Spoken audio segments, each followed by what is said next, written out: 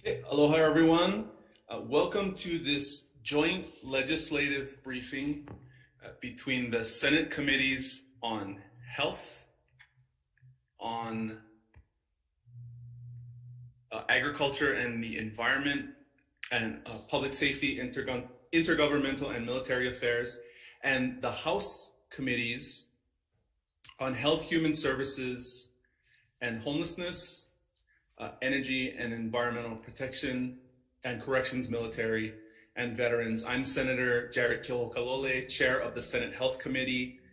This Zoom meeting and YouTube live stream event will be streamed live, including the links to viewing options for this proceeding can be found on the live and on-demand video page of the legislature's website. I'd like to thank the joint committees in the Senate for joining us for this briefing today on the Joint Base Pearl Harbor Hickam water system contamination update. And I'd also like to thank our friends from the House of Representatives for convening this joint committee briefing so we can all be together here to hear the updates and answer some questions. So to facilitate the briefing, I will yield to my fellow co-chair from the House, Representative Yamane. Thank you, Chair Kihokalole. Before we begin, everybody would like to thank and extend a warm thank you to the Senate. Senate Chair has worked really closely with the House to present this. We also would like to extend to the presenters an appreciation ahead of time that you guys will maintain proper decorum. As well as we are very appreciative of your participation and the willingness to bring in those decision makers from the top levels to be participatory and engage with us legislators who represent the people of Hawaii. So as you know, our agenda will be, we'll be providing the Navy the first 30 minutes, and we'll be moving to the Department of Health, where Director Char and her team will present for 20 minutes. And then finally, we will move to Board of Water Supply for 10 minutes. While the presentations are going, members, if you can remain on mute, keep your microphones off. If not, the IT service divisions, both in the Senate and the House, who do a great job, will be muting members. So we shall begin. In response to this significant event, we were able to secure one of the top level individuals within the Navy. We would like to introduce Samuel J. Paparo, who is the commander of the U.S. Pacific Fleet. Admiral, please begin. Thank you so much, Representative Yamane. Thank you very much. Aloha, and thank you so much to the senators and representatives for welcoming me to speak with you today. I am Admiral Samuel Paparo, Commander of the United States Pacific Fleet. And let me start off by saying that from the very beginning, the crisis that we're in right now, the water crisis, the Navy is responsible for this crisis. We are taking ownership of the solutions, and we are going to fix it. We're in the process of fixing this. Throughout the entire process, the Navy has been working very closely with Dr. Kathy Ho, Dr. Libby Char, the Hawaii Department of Health, Mr. Ernie Lau, the Honolulu Board of Water Supply, Mr. Jeff Scott, EPA Region 9. This profound partnership, absolutely magnificent support by the Department of Health, the Board of Water Supply, and the EPA has been typified by compassion for our families. And just speaking for the entire United States Marine Corps, all of the families, we could not be more grateful. Our paramount obligation is to protect the health and well-being of all of the people. We are so very grateful. In order to achieve this, the Navy's #1 priority is to remediate the water system by eliminating the source of contaminants to ensure the safety of the water supply to families. In consultation with the Hawaii Department of Health, the Navy's been persistently testing, assessing, and testing again throughout the Navy water supply system, along with a number of other specific actions, which we will detail for the committees as we move forward. We're just so very appreciative to the outpouring of support and coordination, the collaboration between the Navy, the Department of Health, the Bureau of Water Supply, the EPA, as we work together for the health and for the well-being of our people and of the community. This past week, Secretary of the Navy and the Chief of Naval Operations saw firsthand the effects, and they have empowered me to bring the full resources of the United States Navy to fix this problem. All organizations within this response report directly to me, and I am accountable for this fix. As soon as we heard on the 28th of November, the issues related to odors in the water supply, my immediate action was to activate what is called in military circles a crisis action team, putting my absolute #1 officer on my staff in charge, the Deputy Commander, Rear Admiral Blake Converse, putting him in charge of that team.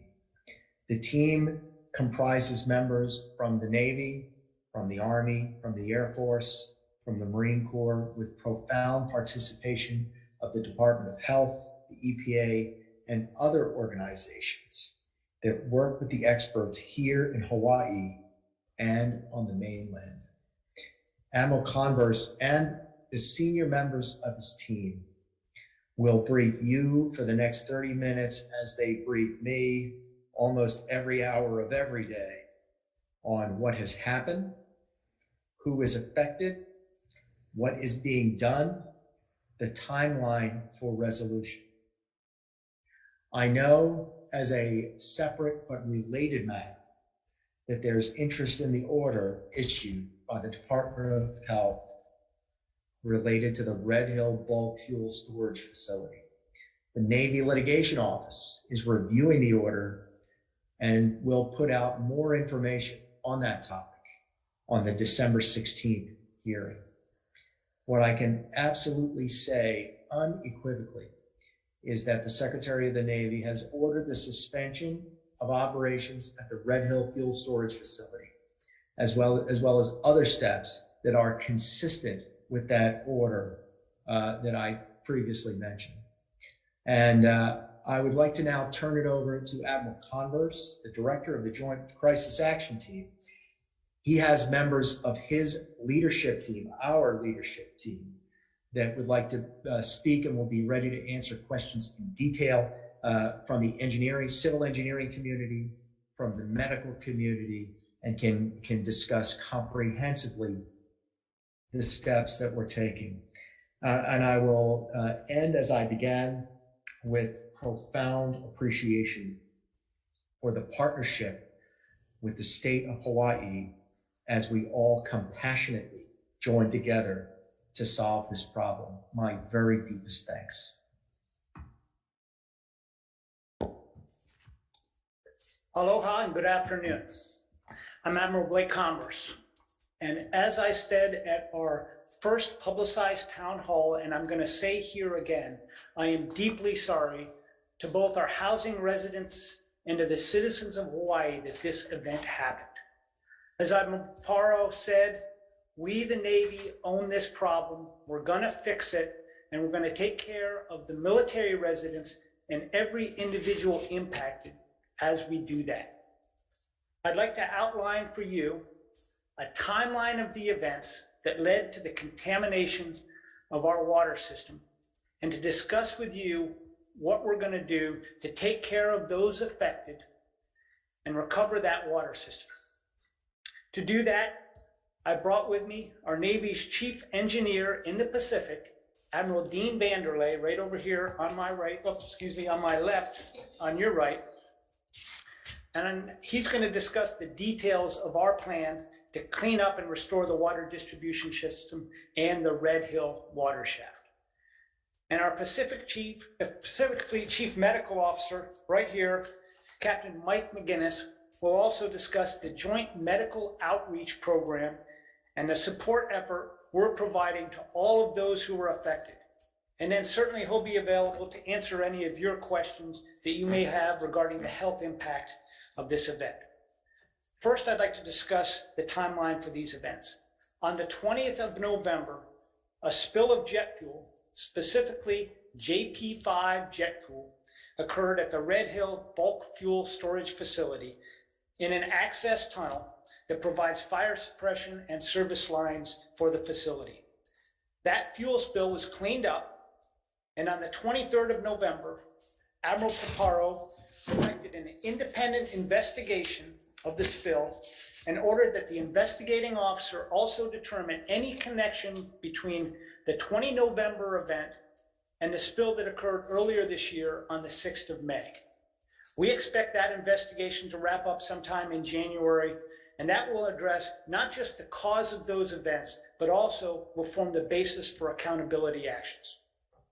Subsequently, on the 27th of November, the Commander, Navy Region Hawaii, Admiral Tim Cott, met with the Fleet Logistics Center Commander, who operates the Red Hill Fuel Storage Facility for the Navy, and they jointly made the decision to stop Red Hill tank fuel transfer operations based on an ongoing investigation that Admiral Paparo had directed into those recent spills.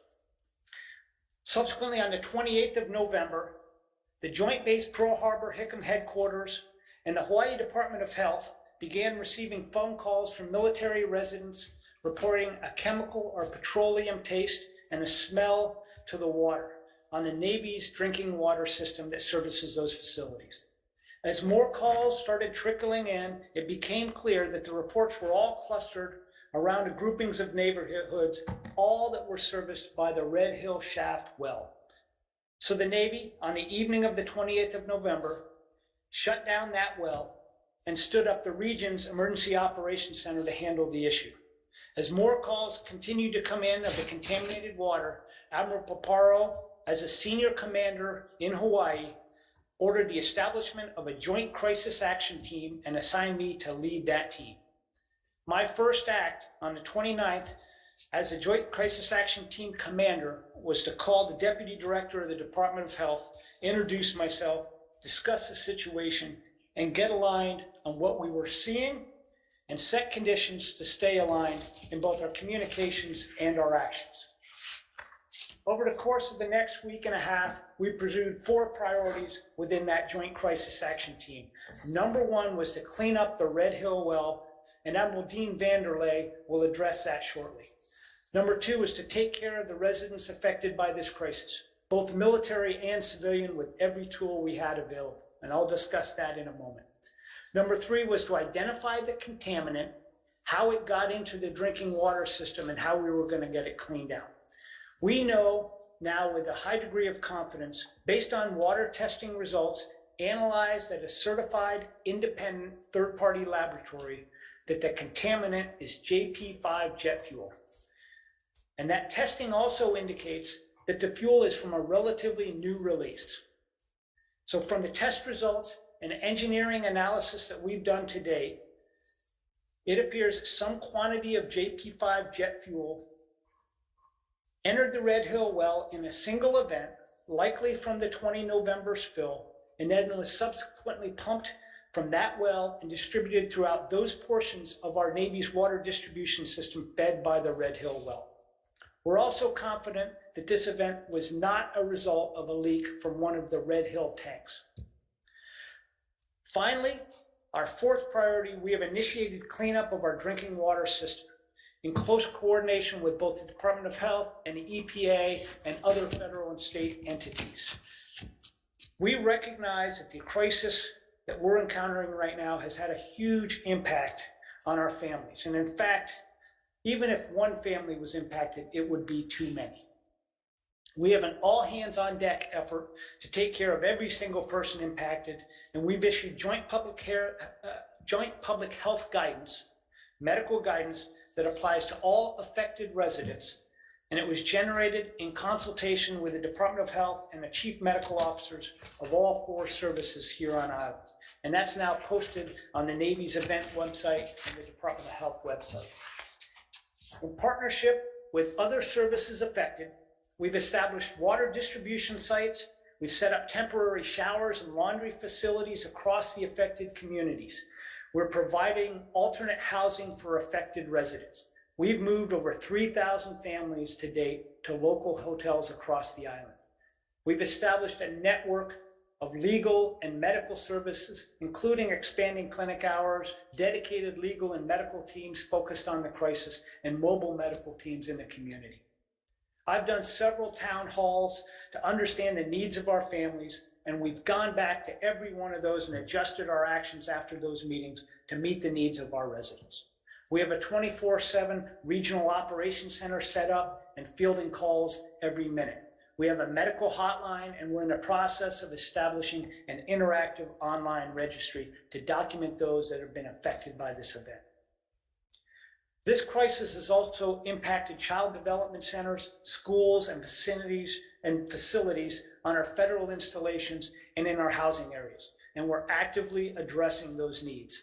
Last week, I visited Ms. Comary Moss, who's the principal of the Red Hill Elementary School, and Ms. Celeste Aku, the principal of the Holy Family Catholic Academy. Both of those schools are in the Navy's water system and were in affected areas.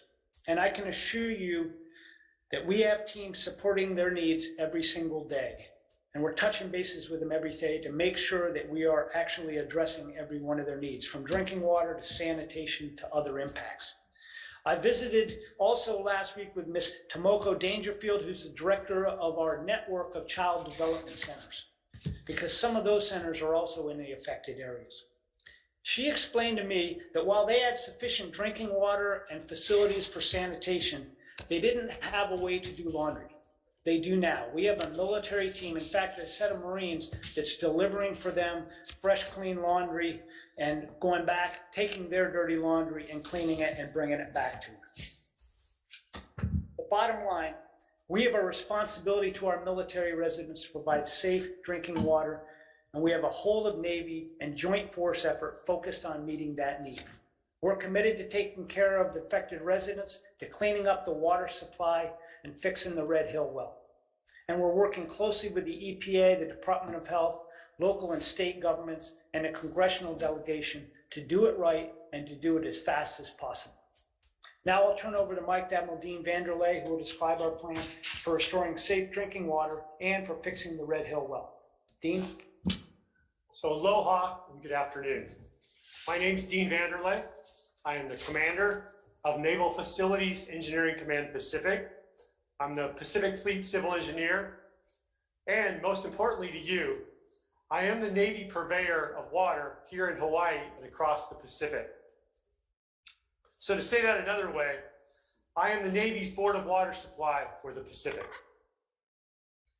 My goal here in a few short minutes is to give you an overview of the Navy water system, explain the plan to restore the Navy water system, and explain the plan to restore the Red Hill shaft and protect our aquifer. I want to start by giving you a brief overview of the Navy's water system at Joint Base Pearl Harbor Hickam. And if we could pull up the first slide there that gives a diagram of that. I call it the Navy water system because it is owned and operated by the Navy. But it actually serves all of the military branches in the area: Air Force, Army, Marines, Coast Guard, and other agencies. So on the diagram, you can see the Navy water system is served by 3 Maui-style wells. There's the Red Hill shaft, the Walava shaft, and the Halava shaft. Now, as you look at the diagram that hopefully you can see in front of you, if you start in the middle, you're going to see Ford Island. So once you locate that, diamond head of Ford Island is the Red Hill shaft, and there's a red star there. Red Hill Shaft normally supplies about 15% of our water. Red Hill Shaft has been off service since November 28. EVA from the Red Hill Shaft is the Navy Halava Shaft. This is different than the Board of Water Supply Halava Shaft. The Navy Halava Shaft normally supplies about 5% of our water. The Navy Halava Shaft has been off service since last Friday in coordination with the Board of Water Supply. Now on your picture, if you go back to, orient yourself back to Ford Island, and then Malka from Ford Island is the Waiava Shaft. The Waiava Shaft normally supplies about 80% of our water. With Red Hill and Halava Shafts not on service, Waiava Shaft has been supplying all of the Navy water for the last week. We've been making this work through water conservation measures. So first I want to outline for you our plans to restore the Navy water distribution system. As discussed, we have identified the source of the water problems as low-level fuel contamination in the Red Hill Shaft. As I mentioned, Red Hill Shaft has been isolated since November 28th, so no new contamination is being introduced into the water distribution system. The only water being injected into the system is from the Waiava Shaft, which has been verified to be clean through numerous tests. Our first step in cleanup is to directionally flush a full system volume of clean water through our distribution system. This system volume is about 25 million gallons. How fast this system flush can be completed is obviously very dependent on how fast we can flush. It could be completed as quickly as 4 days, or it could be much longer. We're working carefully with the Department of Health to conduct the flushing in a way that's safe for the environment, for the people of Hawaii, to conclude our military families. We have conducted on the order of 100 detailed samples of the water distribution system as a whole, and we've sent those samples off to third-party certified laboratories stateside. All of those samples have come back within limits. So I believe that this flush can be done safely. The next step is to flush each individual home and facility. We have more detailed plans on how specifically to do this and do it in a way that's safe for the environment and the people of Hawaii. I would like to add that these flushing and sampling plans have been developed in collaboration with the best minds in the private sector, in academia, in other military services, and various state agencies. And I'm actively working to build a stronger and broader technical coalition, bringing in the best minds from the state of Hawaii. After evaluation of the testing results, we will work closely with the Department of Health and other stakeholders to be able to declare our water safe and get people back in their homes. My goal is to get this done by Christmas. That's a very aggressive goal and will require significant collaboration across the Navy, across the Department of Health, and across many other stakeholders. But that remains my personal goal for the sake of our families. Second is our plan to restore the Red Hill Shaft and protect the aquifer. There is confirmed to be some amount of petroleum contamination in the Red Hill Shaft. I am confident that the source is the 20 November spill, and that source was removed within approximately 24 to 30 hours. I also have a strong theory based on technical rigor and engineering analysis on how that fuel got into the shaft. The good news is that this was a singular event that can be prevented in the future. I have no indications of any sort of a long-term problem. But we need to get that fuel out of the Red Hill Shaft. In the short term, we are working with the Department of Health to directly pump whatever free product we can from the top of that Red Hill Shaft. That to be happening today. But the real way to do significant cleanup is to pump large volumes of water out of the Red Hill shaft.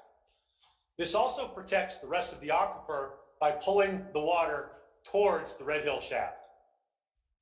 Last night, my organization, NAVFAC Pacific, awarded a contract for 2 granular activated carbon, we call them GAC, water filtration units, capable of filtering up to 10 million gallons per day. They are currently in stateside, and we are coordinating military airlift to bring them here as soon as possible. This will require multiple lifts on the order of 8 to 10 large aircraft. These are large systems. And then there's significant effort to assemble, connect, and get them operating. But despite those challenges, my goal is to have them up and operating within 2 to 3 weeks. We are working with Department of Health and all other stakeholders on where to send this water. It will be clean, filtered water that is safe for the environment, but a lot of water, so still some work to do to figure out where to send it. Finally, we will be working with the best environmental minds in the world to include local experts that I'm assembling to ensure that the Red Hill shaft is fully cleaned up and fully safe. Finally, one of the challenges throughout this event that we faced is the lack of an on-island water testing capability that can analyze to the sensitivity that we need. All of our samples are being flown to certified third-party labs stateside, which adds time. Both Navy and Department of Health have some local capability, but not at the sensitivity that we need. We, the Navy, are very interested in working with local interests to develop this capability in Hawaii. I would prefer that this capability be operated by a third-party entity. I don't want to grade my own homework, but I want this capability on island in whatever way we can get it. And this would greatly benefit Department of Health and other stakeholders as well. Thank you very much for your time, and I look forward to answering your questions. I'll now pass along to Doc McGinnis. Thank you, sir. Aloha and good afternoon. My name is Captain Michael McGinnis. I am the Pacific Fleet Surgeon and Senior Medical Advisor to the U.S. Pacific Fleet. In this capacity, I am supporting the Crisis Action Team by leading a joint health services work group that is built among senior leadership from our operational medical leaders, as well as the medical treatment facilities and interagency leaders that we have on island. Our priority is the safety of and care of our families. We need to get this right, and we're fully committed to doing so. We have a robust joint and interagency team. High-level leaders within our organizations are engaged, synchronized, communicating openly together, collaborating to solve this problem set. This is a challenge that we are all engaged and working towards. The Army and Navy, Marine Corps, and Air Force teams on island are bringing to full bear the teams that we have within our medical forces, and to facilitate access to care for those that are concerned about how this water may be impacting our families. Just to highlight this, the 3rd Medical Battalion has been brought from Kaneohe Bay and is supporting Tripler as far as access within the hospital there and in Makalapa Clinic. And they have also established community outreach medical centers in our communities. The 25th ID has medical care within the community for Red Hill and the AMR housing area. The Navy and Marine Corps Public Health Center has sent us subject matter experts in environmental health, water quality, and toxicology. The Army Public Health Center, located in Maryland, is fully engaged with our team in providing remote and on-island expertise, looking at how we evaluate, provide guidance that our community needs, as well as looking at how we monitor the safety and health outcomes for our patient population over time. Regional Health Command Pacific has subject matter experts that are leveraged also with INDOPACOM, and INDOPACOM also is embedded with us here at PAC Fleet to ensure that we have synchrony and unity in effort. To highlight Navy medicine, they are bringing the full breadth and depth of capability to us. In fact, they deployed medical teams to us within 12 hours of notification of our request, and we're receiving full support from the naval medical forces that we have within the U.S. Navy. To highlight capability that we have within the team, we have environmental health, occupational health, public health, and toxicology coming and supporting and engaged with us and embedded in our naval facilities work group to ensure that we are bringing expert medical counsel to guide us to the right solutions. And sir, pending any additional questions, I'll turn that back to you. Okay, thank you. That wraps up the comments from the Navy. I'll turn it back over. I think Department of Health is next. Well, again, thank you, Admiral Paparo, Admiral Randale, Admiral Converse, and Captain McGinnis. Thank you again. Please be around. We will be taking questions at the end of all the presentations. Now I would like to turn it over to Director Char from Department of Health and her team to present. Hi, good afternoon. Thank you, Rep. Ioane and Senator Keohokalole. Thank you, representatives and senators, for the chance to address you today. And good afternoon to our Navy colleagues as well. The Department of Health's mission is to protect public health and the environment. We know that there's been contamination of the Navy's drinking water and that investigations are ongoing as to how or exactly at what point the contaminants are entering the drinking water. There are several issues surrounding Red Hill, and today we're trying to focus as best we can on the Navy drinking water incident. Some of the issues that are open are being contested right now by the Navy, and so we may not be able to answer all of those questions because these are some open issues.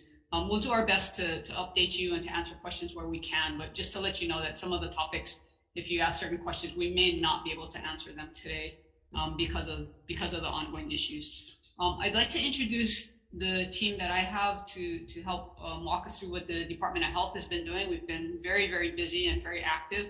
I have today Deputy Director Kathy Ho, and she heads up the Environmental Administration section of the Department of Health. And I have Joanna Cito, who is an engineer and is the chief of the Department of Health's Environmental Management Division. And then I have Dr. Diana Felton. She's a physician and she is the state toxicologist. So I'm gonna let them try and walk us through just a few slides to try and share with you what kind of things we've been working on and what the situation is from our standpoint right now. So thank you very much. Hi, good morning. Thank you, Katie. Afternoon.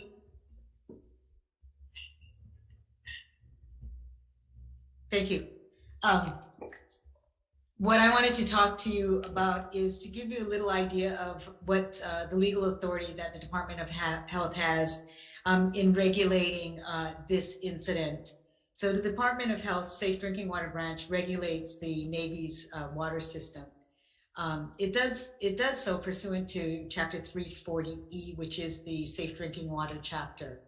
The Navy is responsible for maintaining a safe and reliable source of drinking water to its customers and providing alternative sources of drinking water for human consumption should the need arise.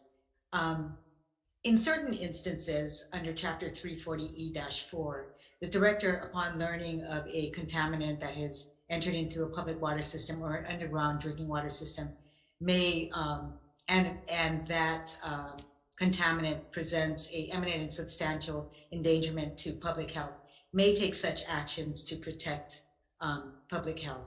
Next slide, please. In this slide, it depicts kind of the timeline of the known releases that the Navy has told us over the years, and some of the significant actions that we've taken.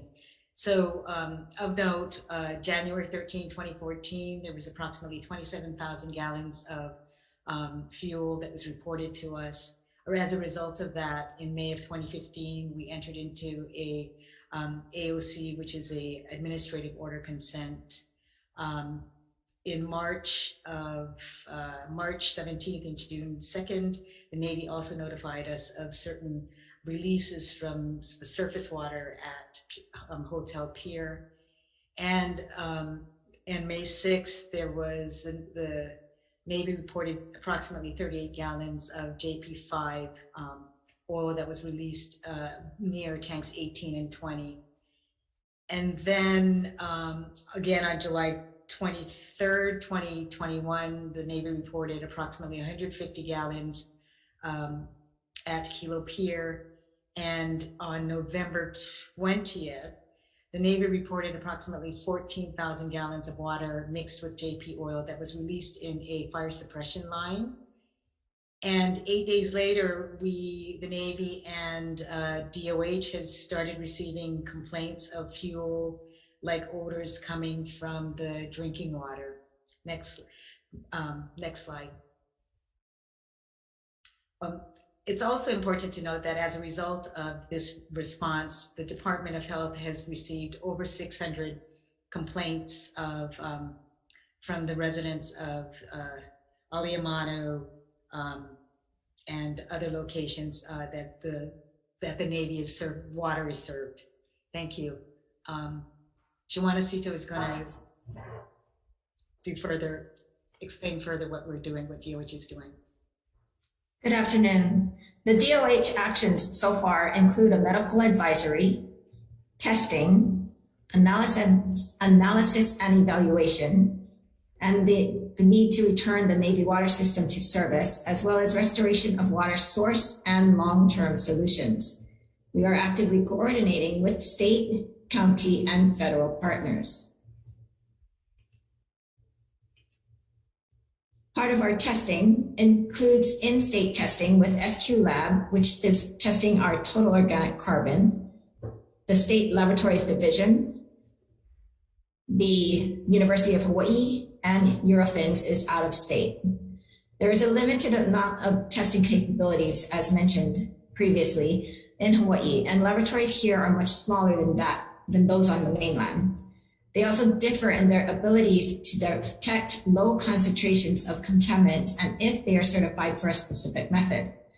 In determining the right laboratory for the task on hand, one has to juggle different demands, such as the ability to measure certain contaminants on island, to measure them quickly to be able to make quick decisions, good data quality, and other factors such as the possibility of breakage of sample vials during long transport to the mainland. Total organic carbon is used to screen the drinking water to see if there is any carbon-based contaminant present. Naturally occurring carbon in brown water is typically 1 milligram per liter.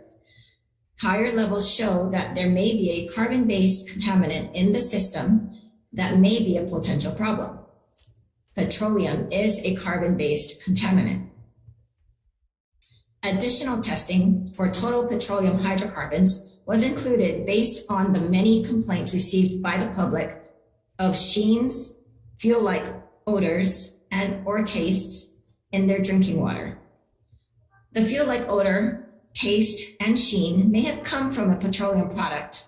Therefore, we tested for the oil, gas, and diesel portions of hydrocarbons.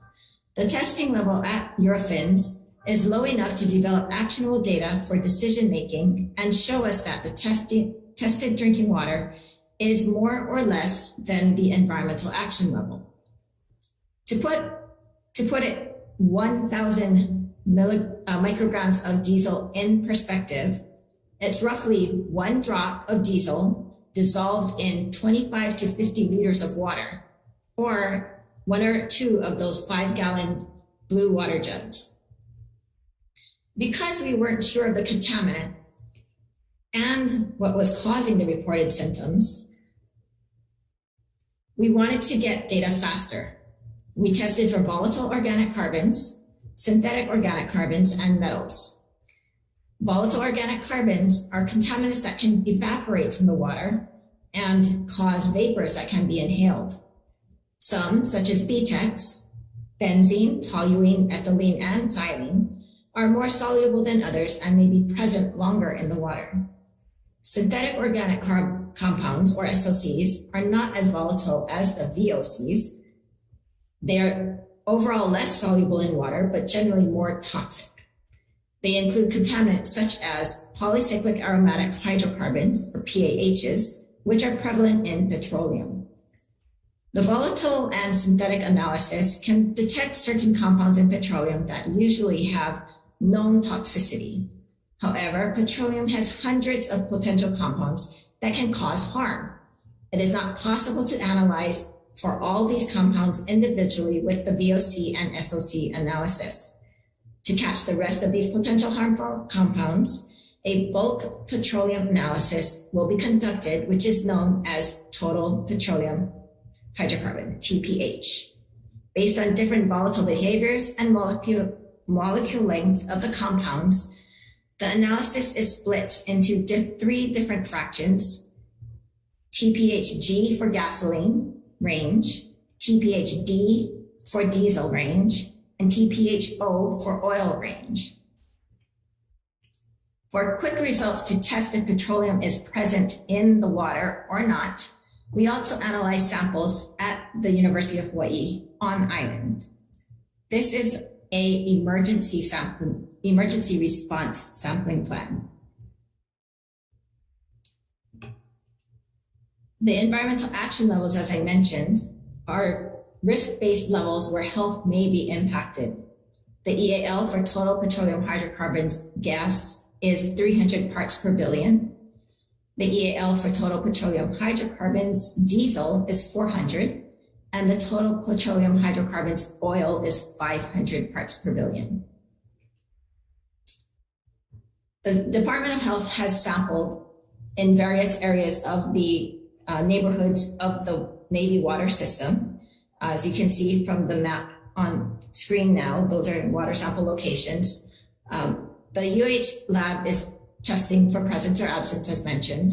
The FQ lab is total organic carbon, which has been shown to be elevated in some areas.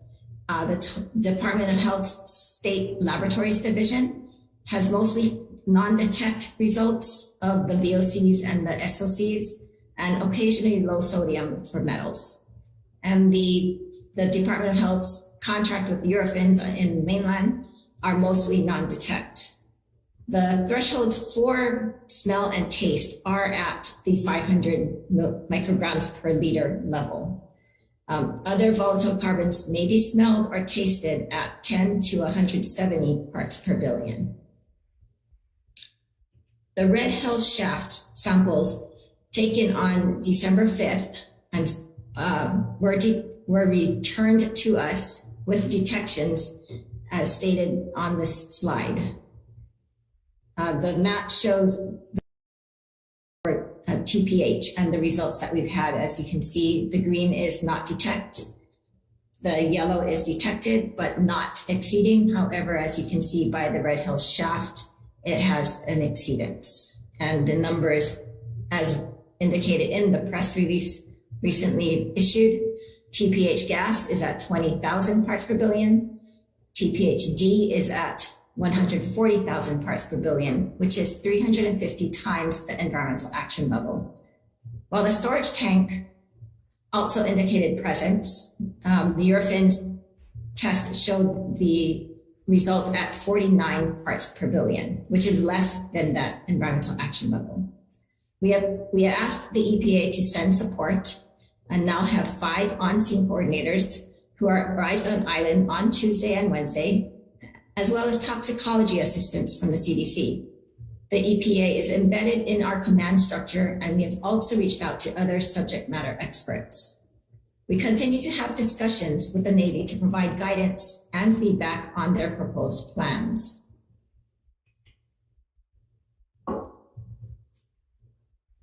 Now we'll turn to Diana, Dr. Diana Felton. Thanks, Joanna. I'm going to speak briefly on some of the medical issues related. The first topic is our current medical advisory. This was issued on Monday, November 29th, and has not changed since the beginning. The advisory as it stands is that all users on the Navy water system should avoid using the water for cooking, drinking, or oral hygiene. Basically, we suggest anyone on the water system avoid ingesting the water at this time. Pets should also be included in that and not drink the water. In addition, anyone on the water system who detects a fuel-like odor should avoid using the water for bathing, dishwashing, laundry, or other uses.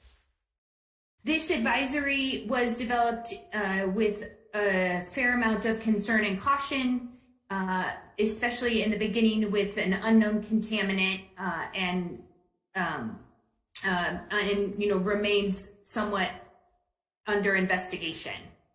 Next slide, please. The Department of Health issued provider guidelines to medical providers sent out through the medical advisory system. This was a summary of the incidents and also expected clinical symptoms, methods for diagnosis, management, and treatment, as well as recommended documentation practices for healthcare providers in this situation. Some of the symptoms that are expected from ingestion or any type of exposure to petroleum hydrocarbons in the drinking water are listed here. We expect symptoms such as stomach upset, abdominal cramping, nausea, vomiting, and diarrhea when the water is ingested. Patients or people can have lightheadedness, headache, and difficulty concentrating, and this can occur from ingestion of the contaminated water or exposure to the vapors and the odors.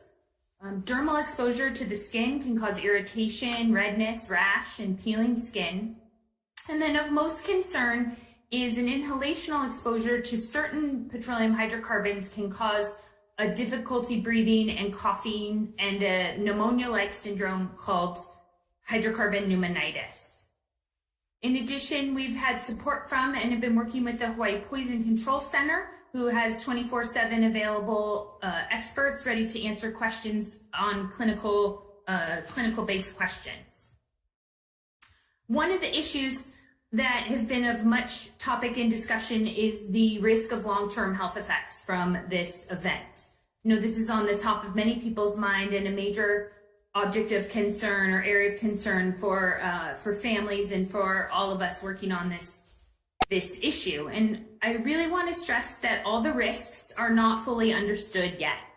There is not robust data on the long-term health effects for some of the suspected contaminants. And so with that caveat, you know, I will say that based on the information that we have so far, we do not anticipate long-term health effects from these types of exposures. Part of that has to do with the nature of the suspected contaminants, and part of that has to do with the nature of the time of exposure. However, we're continuing to gather information on this and assess this further. We're working on this assessment with partners at the Department of Defense, at the Environmental Protection Agency, at CDC's Agency for Toxic Substances and Disease Registry, and the National Center for Environmental Health. We have a lot of expert consultation and assistance, and we're continuing to evaluate the potential risks of long-term health effects. And we will, of course, keep everyone updated with our communications and informations as this evaluation continues. Next slide. As a result of the incident that occurred on November 28th, the Department of Health issued an emergency order. And basically the emergency order ordered the Navy to immediately suspend operations at Red Hill bulk fuel storage facility, take immediate steps to install a drinking water treatment system at Red Hill Shaft, and to submit a work plan and time schedule within 30 days to assess the facility's operation and system integrity to safely defuel the bulk fuel storage tanks and take corrective actions as necessary. Once it is determined that the fuel can be defueled, the tanks can be defueled safely, they are to do so within 30 days of completion of the corrective action. And finally, they are to submit a work plan and a time schedule within 30 days to assess the system's integrity of the entire facility and to take corrective actions as necessary. Next slide, please.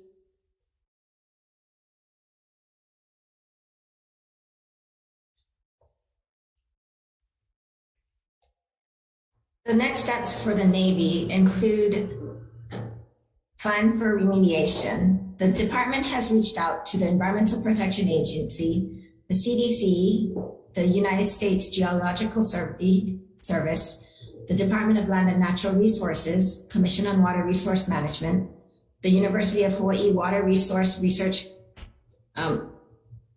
Center, and the Honolulu Board of Water Supply, as well as national subject matter experts and partners to develop remediation options.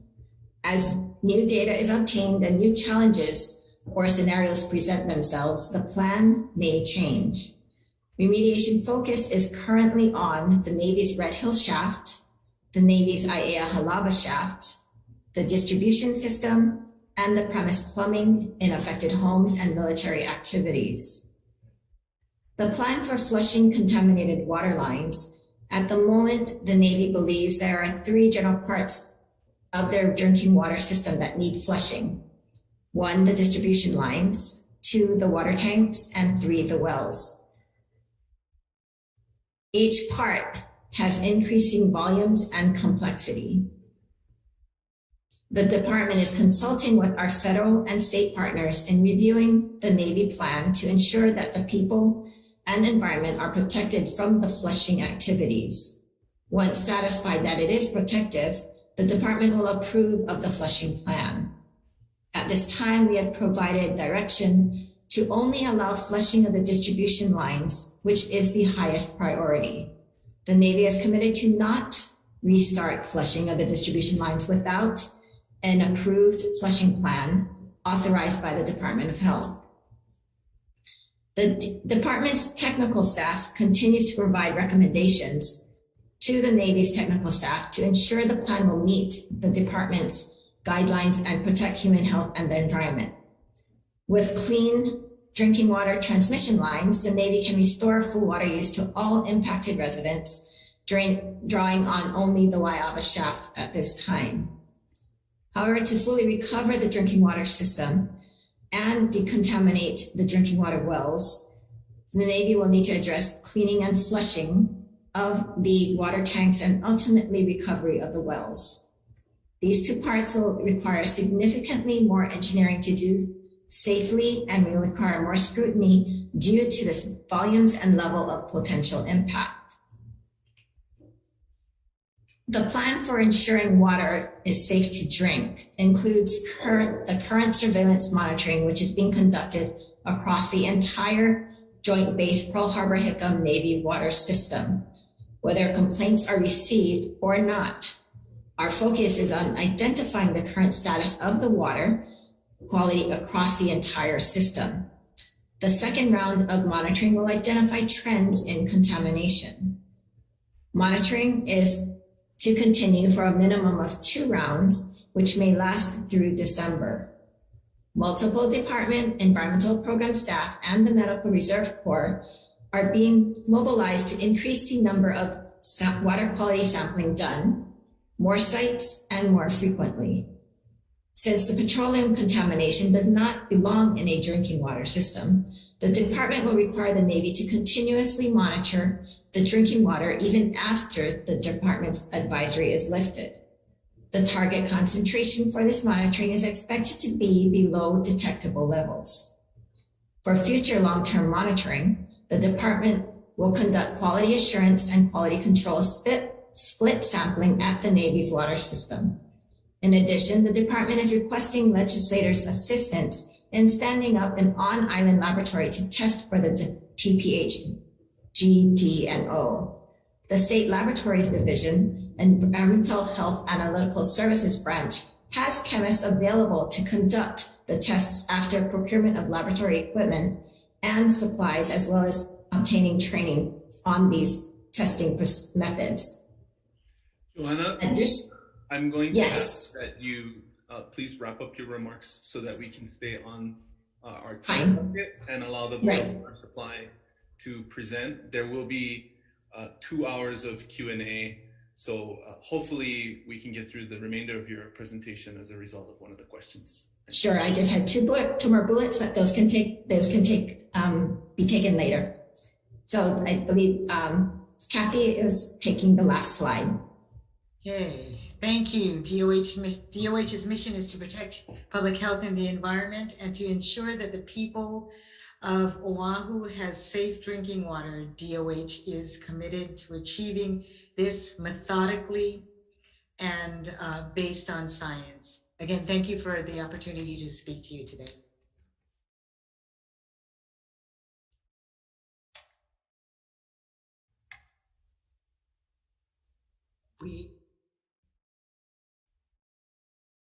Okay, Board of Water Supply. Thank you, co-chairs, and aloha from the Honolulu Board of Water Supply. I'm Ernie Lau, the Manager and Chief Engineer for Honolulu Board of Water Supply. I would like to introduce some associates that are on this meeting. My Deputy Manager and Chief Engineer, Ms. Ellen Kitamura, and also the head of our Water Quality Division, Mr. Erwin Kawata. Before we start, I just want to recognize the great work and effort that Mr. Kawata has done on this Red Hill issue for nearly 8 years. He was alongside me back in 2014 when this first started, and he has put in thousands, literally thousands of hours over the years on this important issue. So just big mahalo to Mr. Kawata. He's been a great support. And a lot of the progress that we've made in understanding the very technically complex issues of Red Hill is thanks to Mr. Kawata and his team. So I would like to just say that, this is somewhat deja vu for me because I remember back in 2014, might have been around March, we also had attended a joint hearing of 6 committees. And unfortunately, we now are back again in front of you. I wish we didn't have to be here, that the resources were not at jeopardy, and that people's drinking water on the Joint Base Pearl Harbor Hickam was not contaminated. I just, look forward to continue to work with the Navy and the Department of Health in trying to find solutions here. Our number one objective for the Honolulu Board of Water Supply is to not allow this similar experience to happen to the Board of Water Supply customers in urban Honolulu and more lately also in the Aiea Halava area, impacting potentially over 400,000 people together. So at this point, I'm going to turn it over to Mr. Kawata and I ask him to run through a brief presentation. Mahalo. Thank you, Mr. Lau. Good afternoon, committee chairs, vice chairs, members, and everyone listening in. I have a short presentation that I'd like to share here.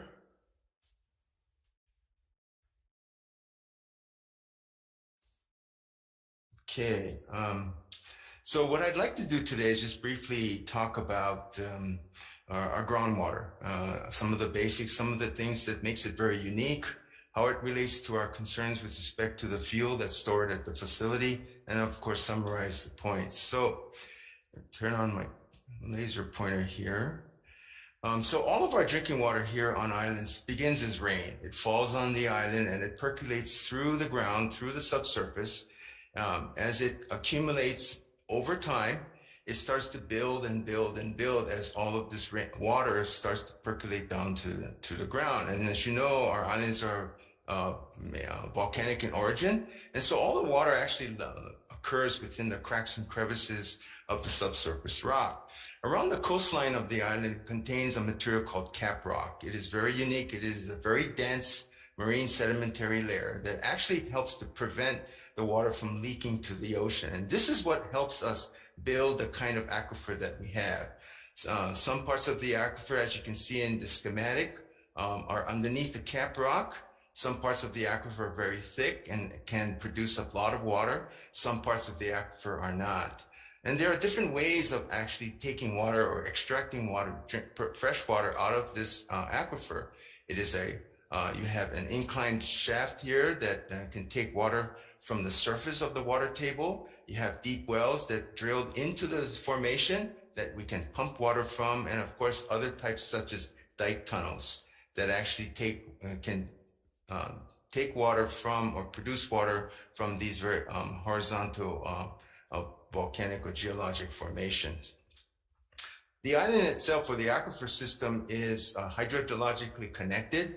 It actually it underlies the entire island itself. This is actually a map from the Commission of Water Resources Management, and it's used for managing, or at least keeping track, how much water is taken from all the different parts of the formation. As you can see here, some parts of the formation here, like in Waimalu, can produce a lot of water, 45 million gallons per day, and other parts can produce very little. All of these lines here that is shown are actually made for administrative boundaries only. They don't reflect or represent any kind of actual barriers underground that separate one part of the aquifer or from the other. As I said earlier, the system is hydrologically connected, and water from one part of the aquifer can move to other parts. The Red Hill facility is located on the boundary of two major aquifer systems, namely Waimalu and Moanalua. And this is one of the basic concerns, is it is in a place that can produce a lot of water. The board has a number of facilities in close proximity to the fuel tanks. Here's the fuel tanks here, the property line is depicted here. Here's the location of the Navy's Red Hill shaft, which is about a half a mile from the tanks itself.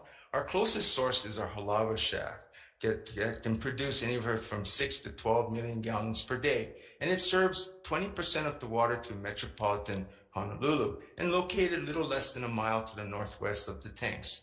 Around that, close by, we have our Aiel Gulch wells, Aiel wells, Halawa wells, and to the very south, our Moanalua wells. And so for Halawa shaft, it is, as I said earlier, serves 20% of the water that's delivered to metropolitan Honolulu. That spans from the Moanalua Halawa area, all the way out to Hawaii Kai. And we do have other wells in this particular area, but by themselves cannot serve without Halawa shaft. So Halawa shaft is an integral part of our metropolitan water system. There have been a number of releases in relation to the water contamination on Joint Base Pearl Harbor. As said earlier, the Navy responded to the presence or complaints received about the water. We in turn reduced Halawa shaft to 5 million gallon per day pumpage. There were announcements later on that followed in terms of determination where that contamination was coming from. The board in turn shut down Halawa shaft on December 2nd. Again, further reports of the level of TPH, or total petroleum hydrocarbon contamination in other parts of the system and in other areas that the Navy serves and manages in terms of their water system. And so we further shut down, as of December 8th, our Halawa wells and Aiel wells. And all of this was done for the purposes of preventing potentially any kind of fuel or petroleum contamination that could be in the surface from reaching our sources and ultimately getting into the water system itself.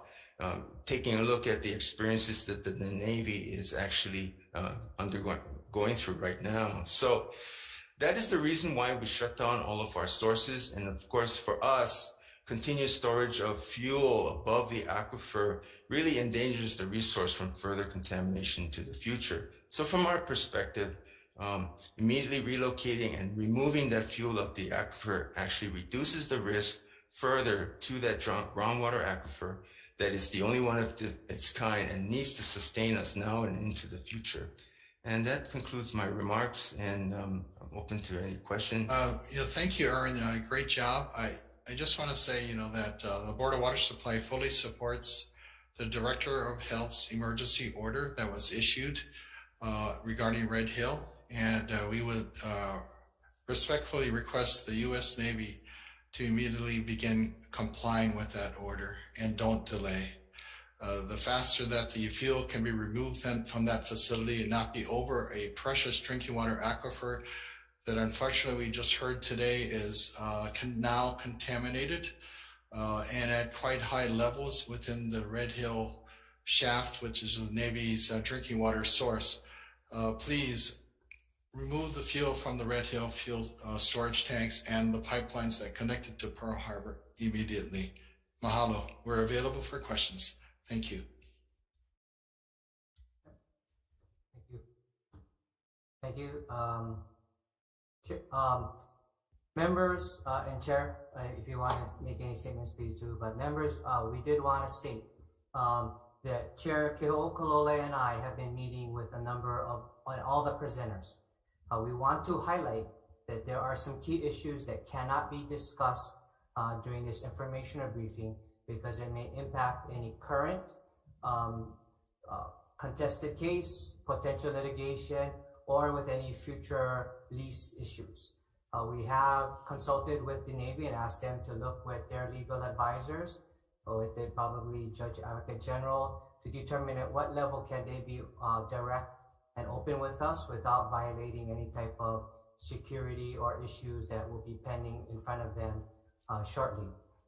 As alluded to by Director Char, she has mentioned that she cannot comment, or the Department of Health cannot comment on several issues because of their role in various situations, including being a regulatory and arm of the EPA. So moving forward, members, if you ask questions that will potentially put any of those at risk for any type of future action, either on behalf of the state, federal government, or county, they have been advised to not respond or tell you they're unable to respond.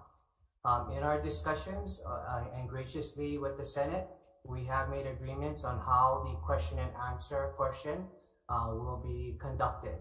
We will be going back between chambers one at a time, back and forth, which is very gracious.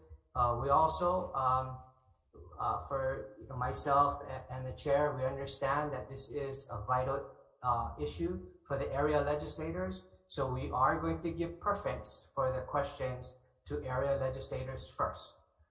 Then the House will then proceed to chairs and then members of those respective committees.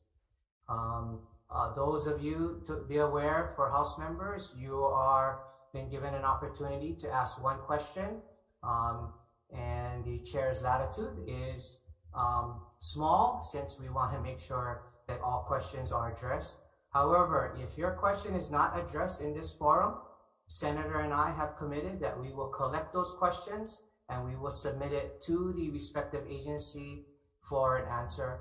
My understanding is all three have committed to respond to that within a timely fashion. Any questions? Senator, did I cover everything? Okay, any questions on that? Okay, so as we proceed to that, I'll just let you know, if you are, we'll be going into that order, and if need be, we will give you a warning, friendly, and then I will then ask for your mic to be muted. As we begin, and we'll turn it over, Senator, for the question.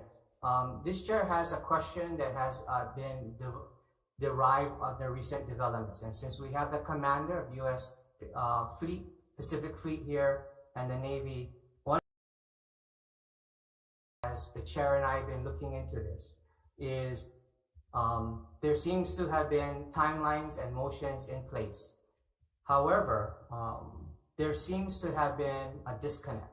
So I would like to ask the Navy and then the Department of Health to respond to these questions. And I have asked them ahead of time to be prepared, is how can this body, my colleagues here and the Senate, be instrumental in ensuring that you guys are responding as a unified force together with the Navy, state, and counties on providing all of my colleagues and their constituents accurate and timely information, and to ensure and rebuild the trust that we have in the military and in our county and state water sources, that it will be safe and for drinking and use. So Navy, can you please respond? And then I'll turn it over to Department of Health. Yes, thank you, Chairman Imani. This is Blake Converse, the Deputy Commander and the Commander of the Crisis Action Team, and I'm going to address that.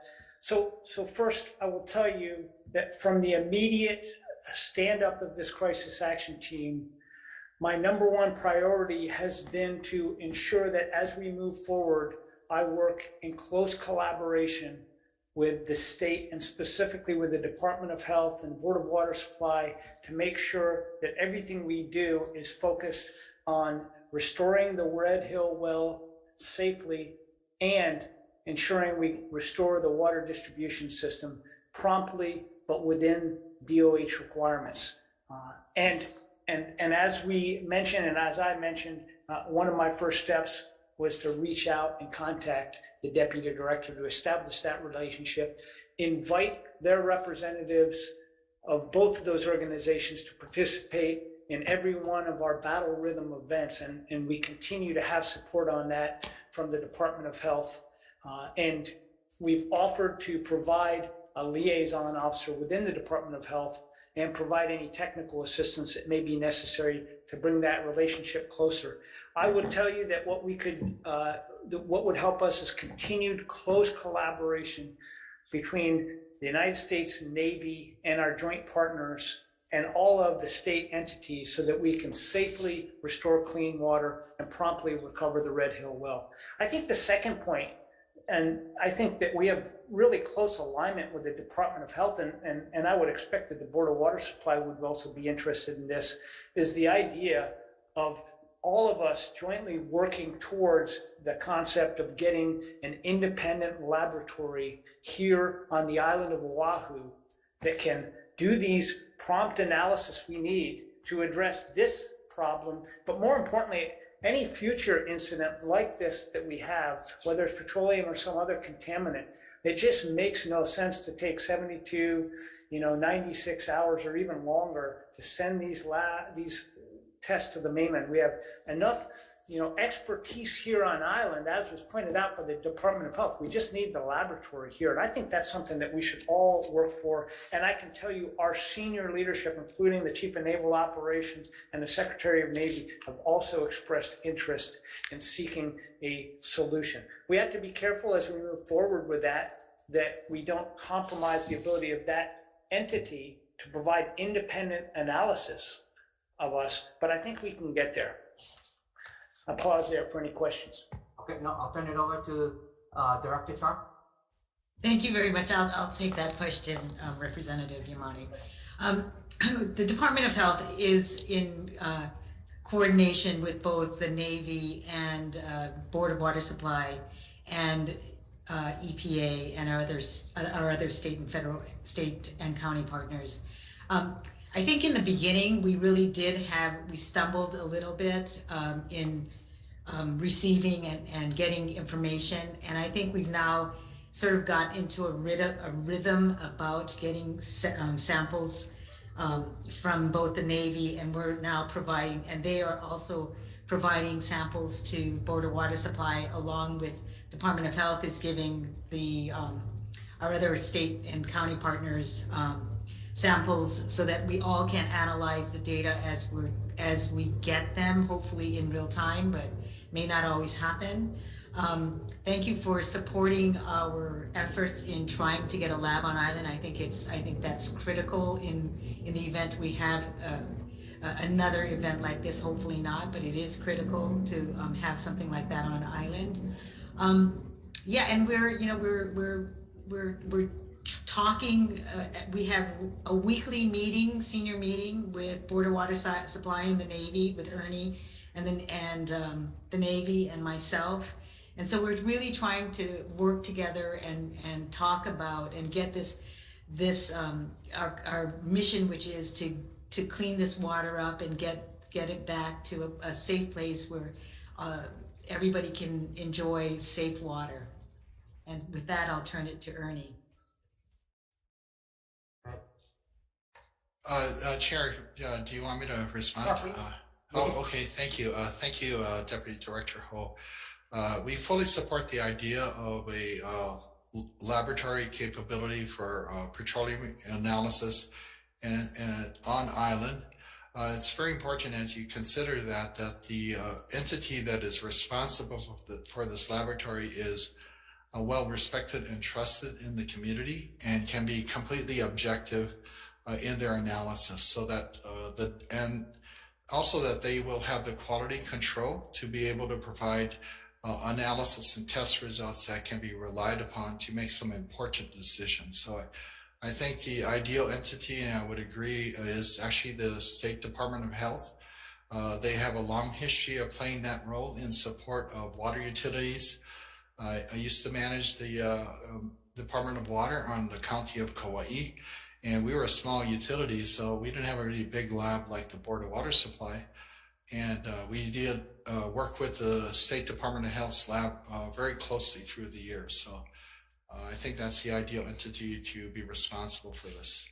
Okay, so as I pass it on back to Senator, just to clarify, right, we have a commitment by all entities to ensure that communication is done directly and immediately, right? So no further questions about communication issues. And then I'm glad that we found a common theme for all three of us to move forward on a long-term plan to try to address labs. Okay, I would like to then turn it over to Senate Chair Keho Koloe. Thank you. Senate members, questions? A question. I have a question. Oh, okay. Okay, so we'll start with Senator Kim, and then on the next turn, followed by Senator Misalucha. Chair, I'm not sure when they said one question, there's certainly a number of questions that I have. And I want to preference my questions by saying that this has been a calamity of errors and contradictions, which I even heard that today in the presentations that were made. So I guess my first questions, I want to address it to the Department of Health. We heard about the legal authority that the department has as to making sure that our regulate the water system with the Navy. And so I want to know what exactly is the Department of Health have been doing to assure that the water system is safe. Because have you been taking samples? Have you asked for regular testing?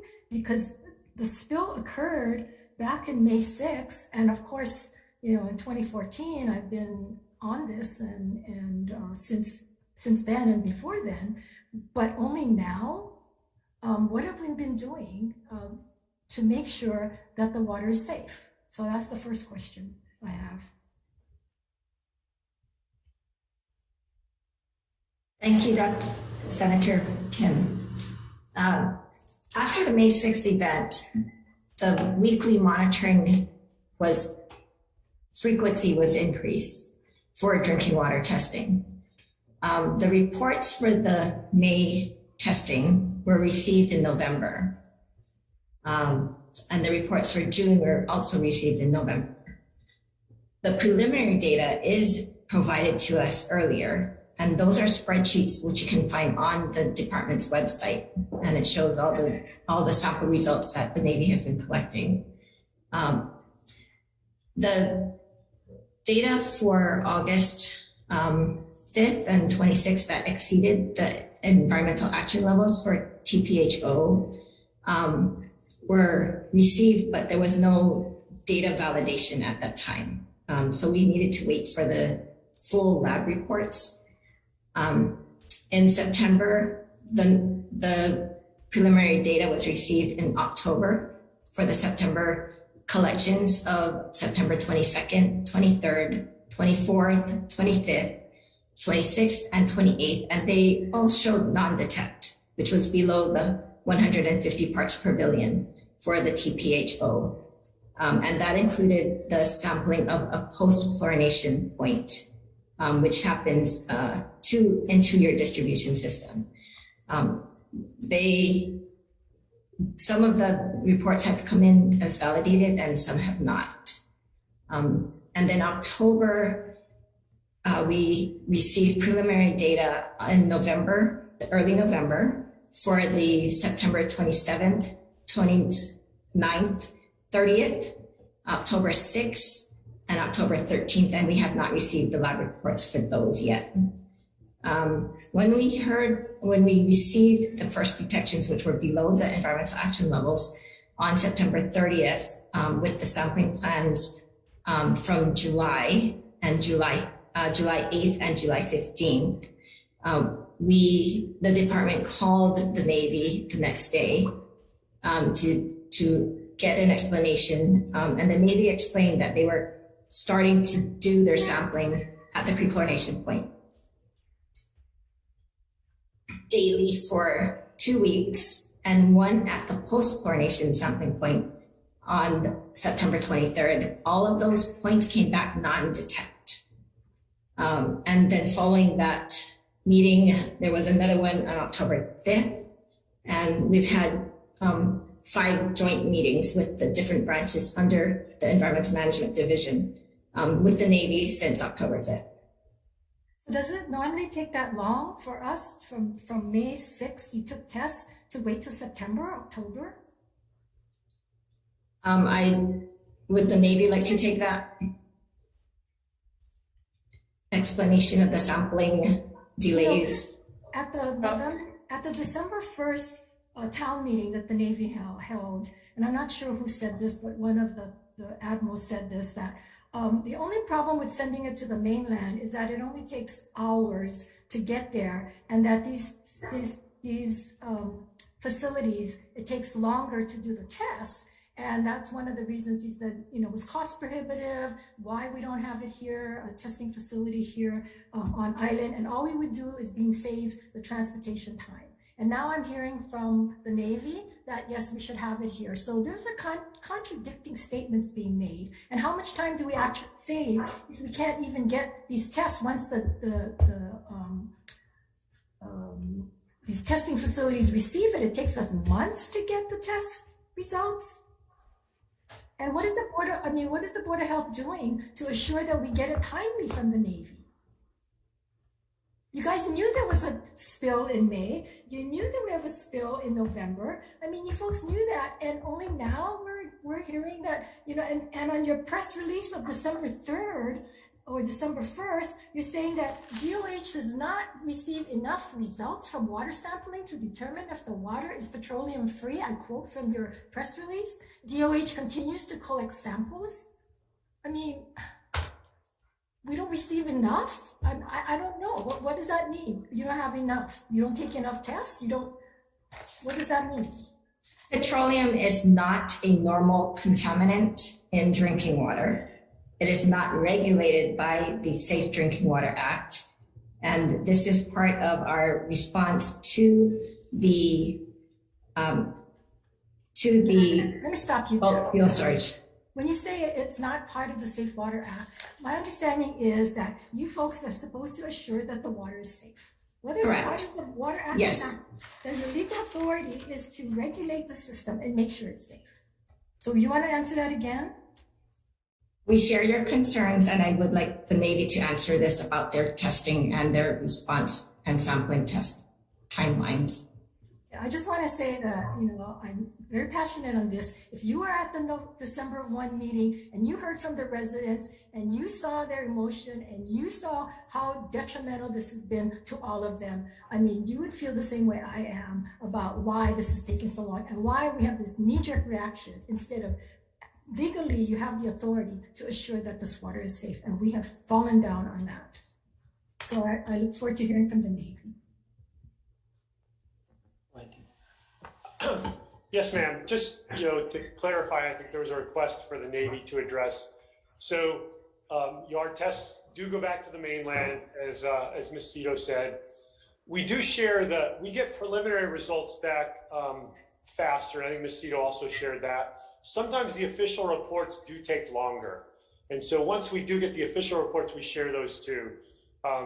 So yeah, the timelines are longer than we would like. We'll continue to work through with the labs in the mainland to get those faster. But again, we share the initial results as soon as we get them, and then the official reports sometimes take longer, if that helps. When you say take longer than you would like, what do you mean by that? Longer by months, longer by days, longer by hours? Yes, ma'am. So sometimes the official reports, do take month and so I'm not disagreeing with what Ms. Cito is saying. The official reports sometimes do take longer. There is a lot of analysis that goes into those, but they do sometimes take longer, and we will continue to work with the laboratories to try to make those go faster. So the laboratories do the analysis, and then you folks get it, and then you do a report? No, Or ma'am. the laboratory does the report? The laboratory does the report, yes, ma'am. And it takes the laboratory a month to get the reports? Yes, ma'am. Sometimes that's true. So these testing that you just did, it came in a matter of days? So what we've requested from the lab, ma'am, is in this situation, we've asked for raw data as soon as it's available. So we're getting, within 72 hours, quite often, we are getting those preliminary results in spreadsheets. But those aren't the reports that Ms. Cito is talking about. So we're not the official reports that we will ultimately see. We've not received those and wouldn't receive those for quite some time. If that makes sense, ma'am. Over. So do you folks give the raw data to the Board of Health? Yes, ma'am, we are. Okay, so Ms. Cito, you folks received the raw data timely? Yes. And we have received. So from the May, June, July, all of the September, you folks received the raw data and didn't timely? I believe so, yes. And so the difference between these monitoring well tests are regular tests that are occurring as part of the administrative order on consent. The testing that we are doing currently in response to this emergency are much faster, and we have the ability to request expedited handling and reporting and testing, and we are turning that around as soon as it comes into the department to the others. Okay. Now you said that the Navy is supposed to do flushing according to plan, but at the December 1st meeting, the Navy had already started flushing. And the people at that meeting said that they were flushing in their homes and they were getting sick from the fumes, and they were doing all of these flushings back from December 1, if not sooner. Now, and when did you folks come up? This is contradictory, because if they've already started the flushing and you're saying that they're supposed to do it safely and they're supposed to submit a plan, how does that correlate? In the beginning of the event, the department provided bullet items and conditions for the Navy to flush their water lines. The conditions were laid out for the Navy to follow. We determined that they were not being followed, and we issued a cease and desist to them on Saturday to stop that flushing operation. So the flushing that went on December 1st or sooner, you folks knew about that?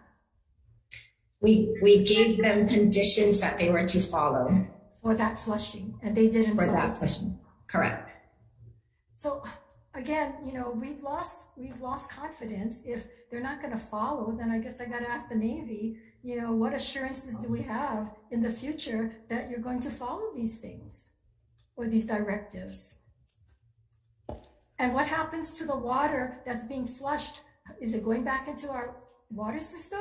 Because the water percolates back into the aquifer, correct? All water, all liquid. Yes, ma'am. Go ahead. Yes, ma'am. And maybe a little bit of background just to explain what we meant when we say flushing. So when I was talking about, I think when Ms. Cito was talking about it too, when we talk about flushing, we're generally talking about flushing that's done out of hydrants, so to flush the main distribution lines. And the guidance that Ms. Cito is referring to that we've been working with them on is that that flushing out of hydrants of the main distribution lines can only be done into open grassy areas. It can only be done if it's not raining and the water's not saturated.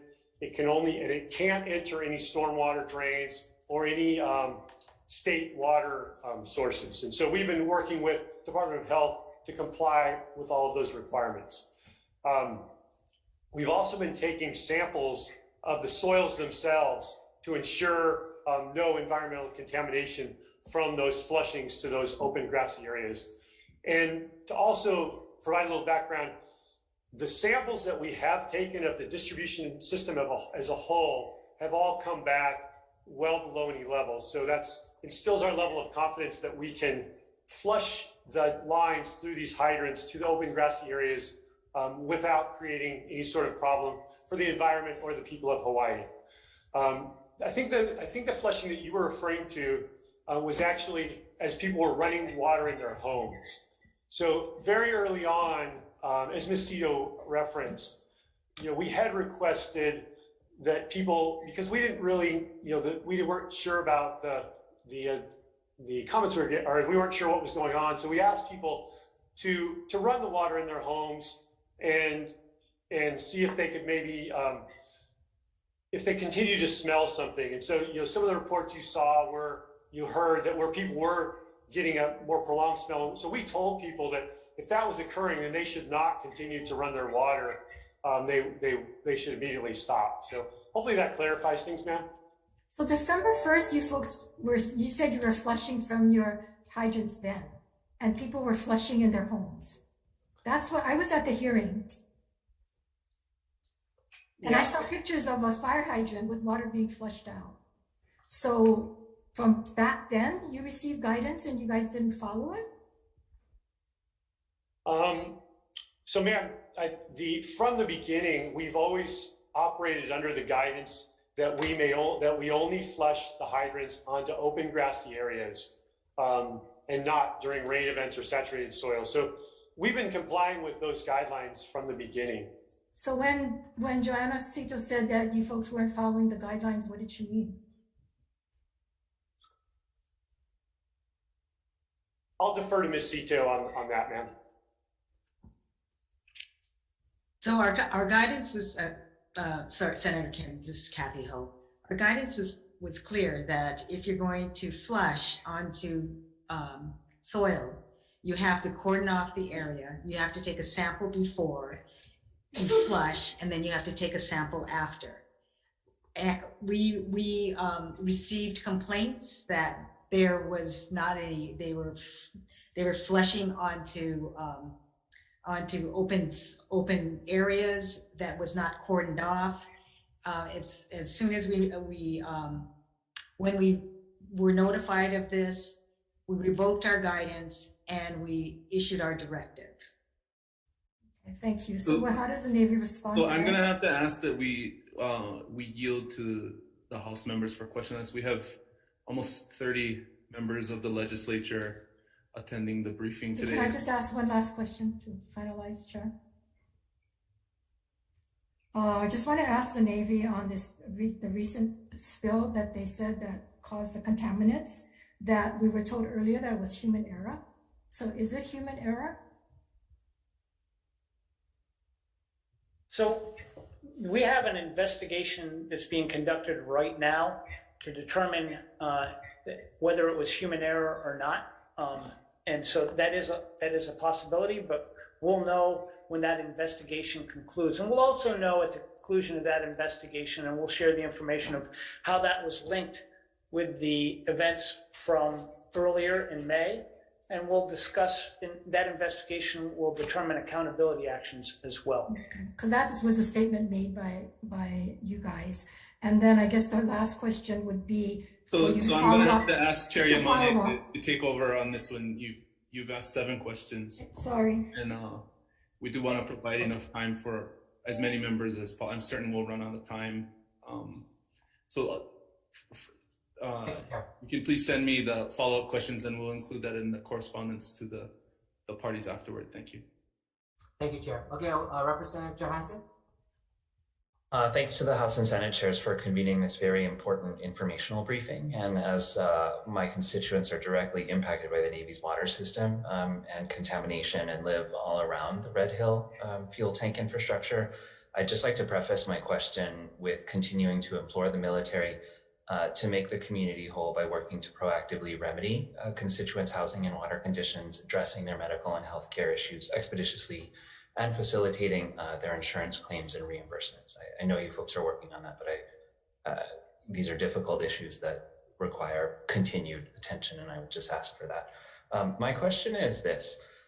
Given that the Navy's previous assurances to the state and the legislature about the safety, maintenance, and operation of the Red Hill facility failed to preempt the 5 major spills since 2014 and the current water contamination crisis, will the Navy enlist the assistance of an independent agency like the U.S. Environmental Protection Agency or equivalent federal agency who doesn't have the same inherent interest in preserving the status quo to aid in the investigation, oversight, implementation of corrective actions, and ultimately in the formulation of solutions to preserve water quality and safety?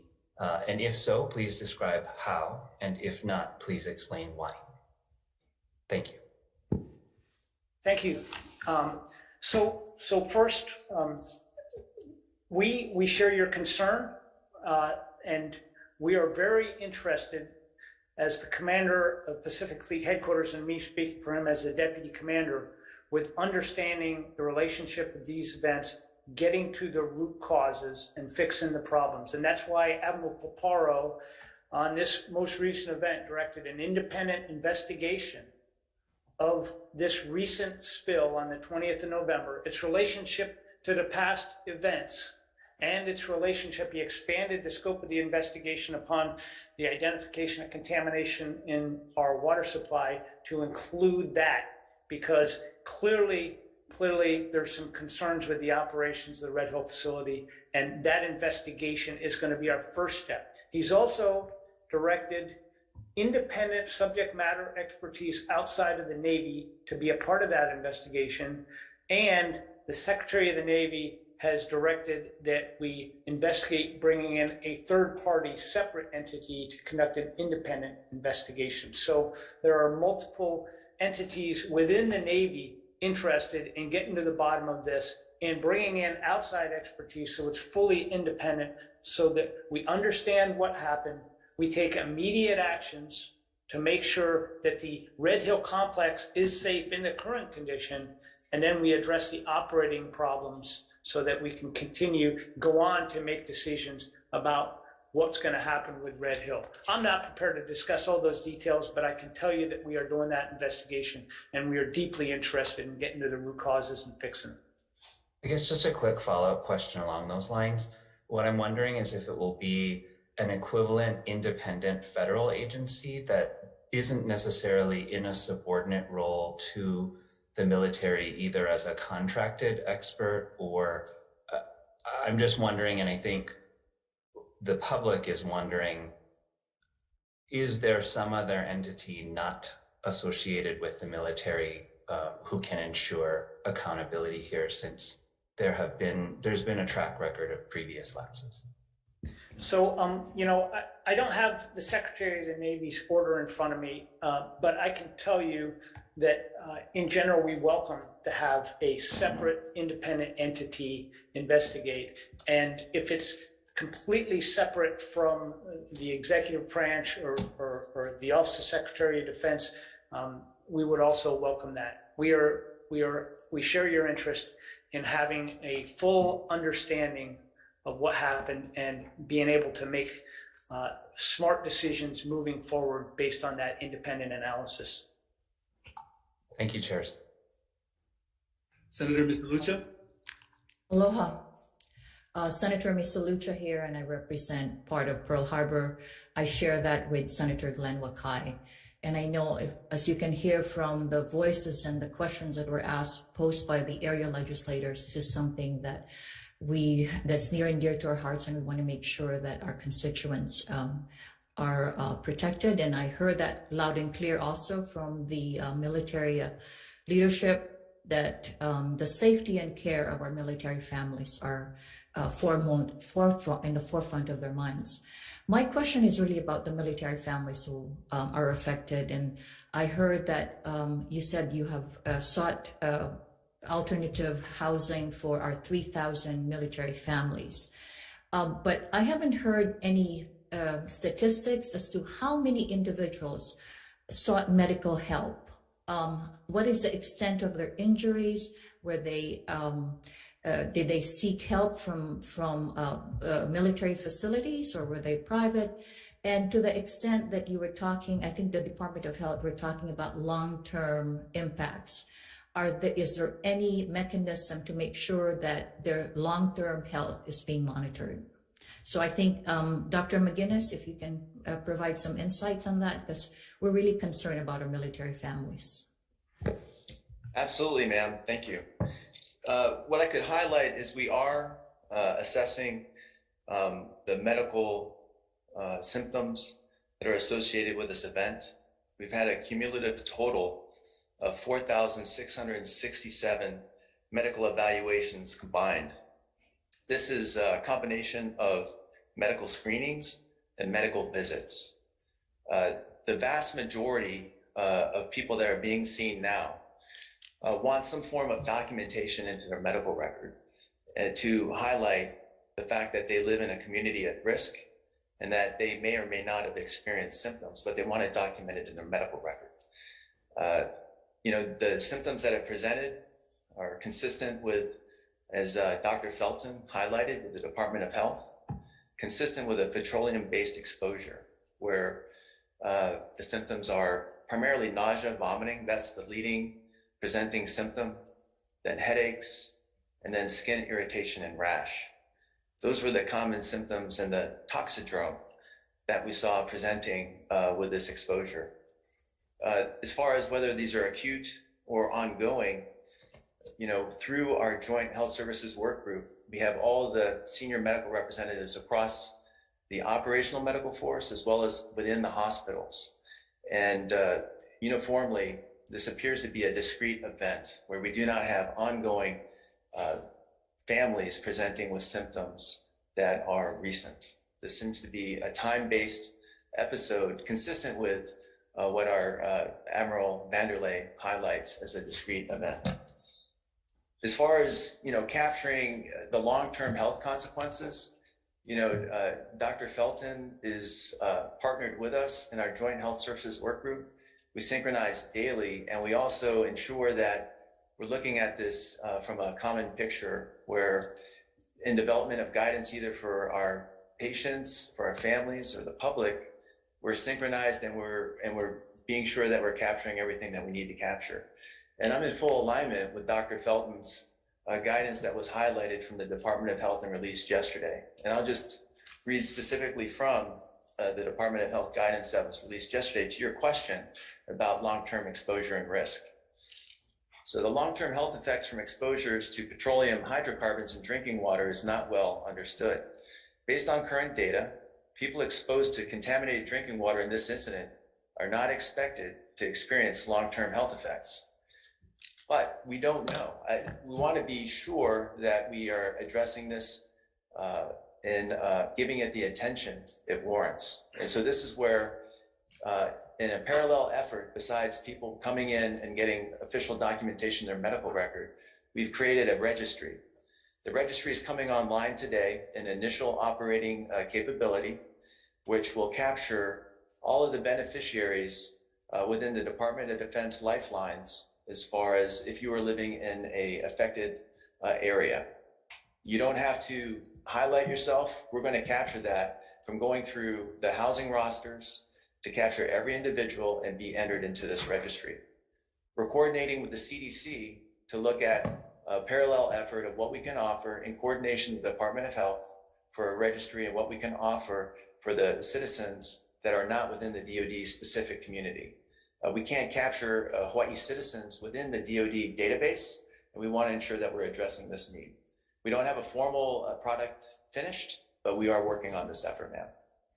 I guess I'm also concerned because of the fact that with military families, there's bound to be transfers and movement, right? So we want to make sure that not just while they're in Hawaii, are they taken care of, but even after. That's precisely why we're establishing this registry, so we can capture this, both to take care of each of those individuals and track that throughout their military career and beyond, and to document the fact that they were here for later conditions, but also to help us go back and do some later longer term forensics on this event.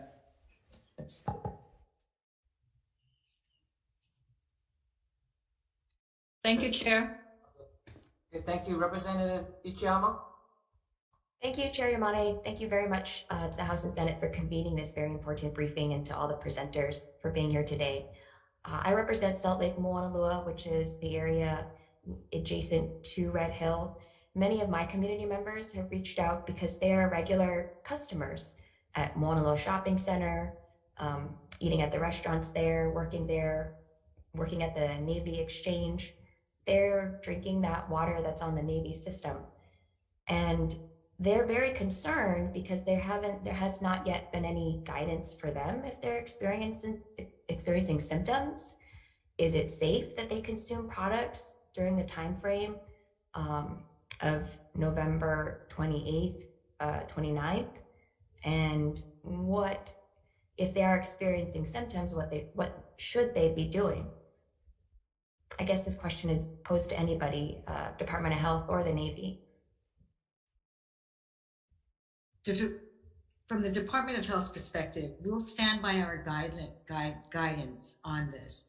And what I would say is, if any of your constituents gets a Board of Water Supply bill, they are not on the Navy system, and the guidance doesn't have to apply to them. If they do not, then they're on the Navy systems, and we stand by our guidance. If you shop at a shopping center, I know it's very difficult to determine if you work at Moanalua Shopping Center or the Target or what, in those areas. We still stand by our guidance. You just have to find out where your water is coming from.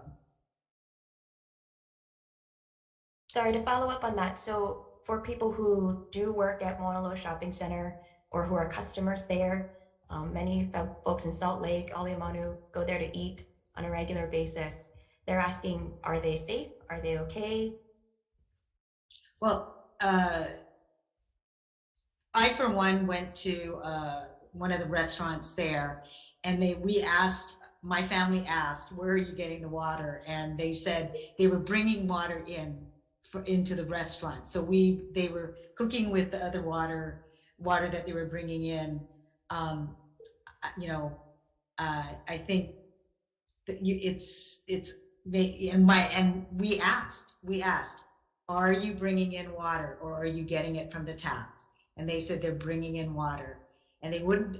So I don't know how to answer the question as to which exact restaurants within that community is on the Navy system or not. Maybe the Navy can tell us, is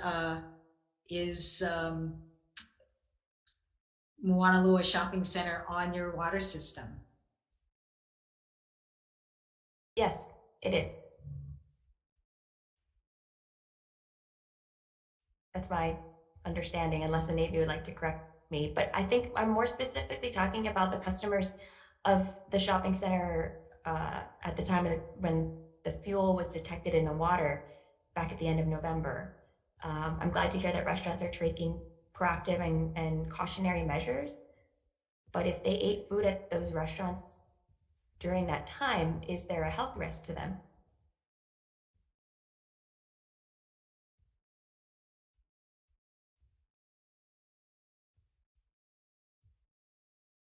This is Dr. Felton, Department of Health.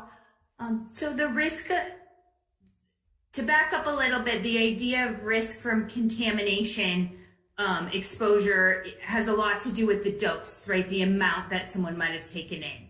So people that were exposed to this water from drinking it at at a restaurant at a one time or maybe a couple times during the period are going to be at much lower risk than people who were exposed to it from their home, from their regular drinking water. Of course, a lot of that depends on the individual's actions. So being able to assess an individual's exact risk is very difficult since we don't have a complete record of how much of that water they may have ingested. but the sort of general risks at the time were the same to people who were ingesting it in other ways, but then shorter because they were not being exposed for as long a period of time. At least we're assuming that since they were out at a restaurant. So at the time, they may have had that ingestion, they may have had symptoms of abdominal discomfort, nausea, vomiting, diarrhea, but these petroleum hydrocarbons from drinking water do eliminate themselves from the body very quickly. So they should certainly not continue to have symptoms more than a day or so after the exposure. So I hope that helps answer your question. I would not expect those people to be continuing to have symptoms, and I would expect that they would be okay at this point, given their very brief exposure and also getting a lower dose of the contaminant into their bodies than the people and the families that were having it in their home drinking water. I hope that helps answer the question. Yes, that does help. Thank you very much. And I would just add that, as the Navy's putting together their registry, if the Department of Health could also consider that for the civilian residents who may have been affected by the contamination as well, so that they have a place to document their experience, that would be much appreciated. Thank you. Thank you, Chair. Okay, Senator Favela, you're next, and followed by, I'm going to ask Senator Nishihara, who also represents the area. Thank you, Chair. Just a couple of things. First of all, first thing I'd like to ask, straight up, I need a straight up answer for my community. Iroquois Point, call them Capilina. Are they on the same drinking water as Red Hill and the contaminants in the petroleum in the water? What's happening with the other areas? Thanks, sir. And if I could, I think maybe I have a diagram, if we could pull that up, that shows graphically the areas that are served by Navy water. I think that may be very helpful for the group to see that. So if we can bring that up. We know that Iroquois Point is being served by the water. Yes. My question is that water that they're using has a mixed communication in the community, because you guys that have the lease with Capilina or whoever's running that area, not letting people on the news or anybody that want to come out and do testing to the Department of Health. So we're getting consistency in my area, and it's over beyond the actual conditions. Some guys tell me they're drinking the water. Some of them telling me to get rash, itchy throat. We're getting mixed communication over there. So I know they're on the Navy water, but we want to know, did you guys test Iroquois Point? Navy, anybody, to find out if they are or they do have the petroleum in their water. If it's yes, then we can let them know not to use it, and we got to go from there. Yes, sir, I understand now. So Iroquois Point, we are testing the water there. We are testing water across all of our communities. Iroquois Point is not an affected area, so we continue to test it, but it is an unaffected area, so we would not expect it to be seeing any impacts there. Yes, the reason why is because a handful was on the news, one gentleman and two ladies, and rash, and ended up in the emergency. So that's the reason why now the red flag is up in the community. And then with the Department of Health going forward, you guys don't have to answer this now. Navy and the Department of Health needs to communicate closely with the principal of that school. She is in the dark, and a lot of people asking questions, and she cannot answer them. So when I went there yesterday, Capilina was trying to keep me off the premises, told me it's private property, I don't belong there, and I said I was requested to come to the school. So again, Navy, who has jurisdiction over Iroquois Point Elementary School? So, sir, to follow up the one question, we are doing focus sampling in Iroquois Point in response to what you mentioned. We supply the water to Iroquois Point. So, with regard to jurisdiction, I mentioned I'm the water purveyor for Iroquois Point. So, in that sense, wouldn't call it jurisdiction, but we are the water supplier. Yeah, so that's the reason why I'm bringing this up, because you guys are all invited to my future town hall meeting at Iroquois Point Elementary, explaining to the kids and the community there who doesn't have as much information. I'm not saying everybody getting the same information. Another question that I want to ask the Navy and the Department of Health. We was told that when so the petroleum is what, a fuel base? Is that a fuel base? Petroleum? Yes, sir. Petroleum is a fuel is a type of petroleum. Yeah, the reason why I wanted to ask that is because you guys said you guys don't know the long-term effect or the effects of what's going to happen to the people that ingest it.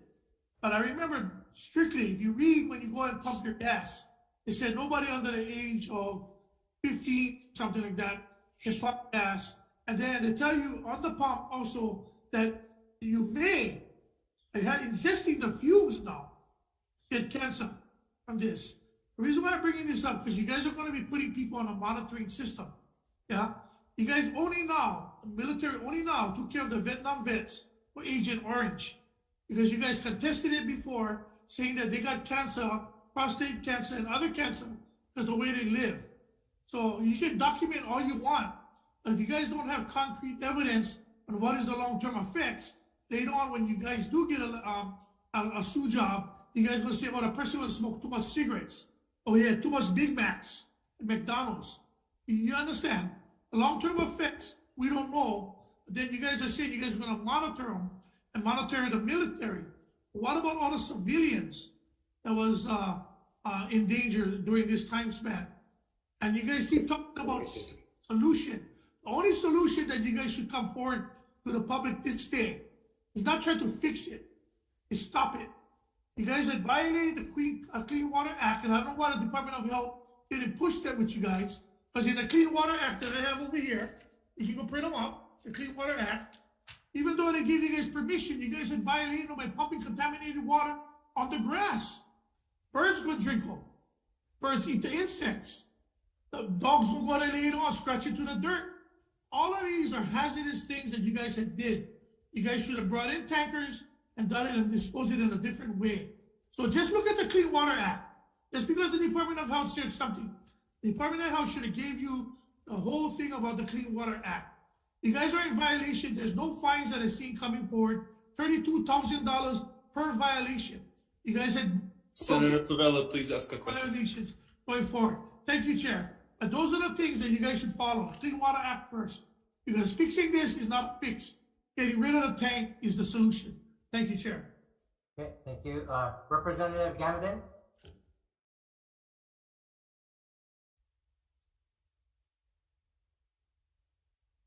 Oh, apologies. I thought we were going to go to another senator.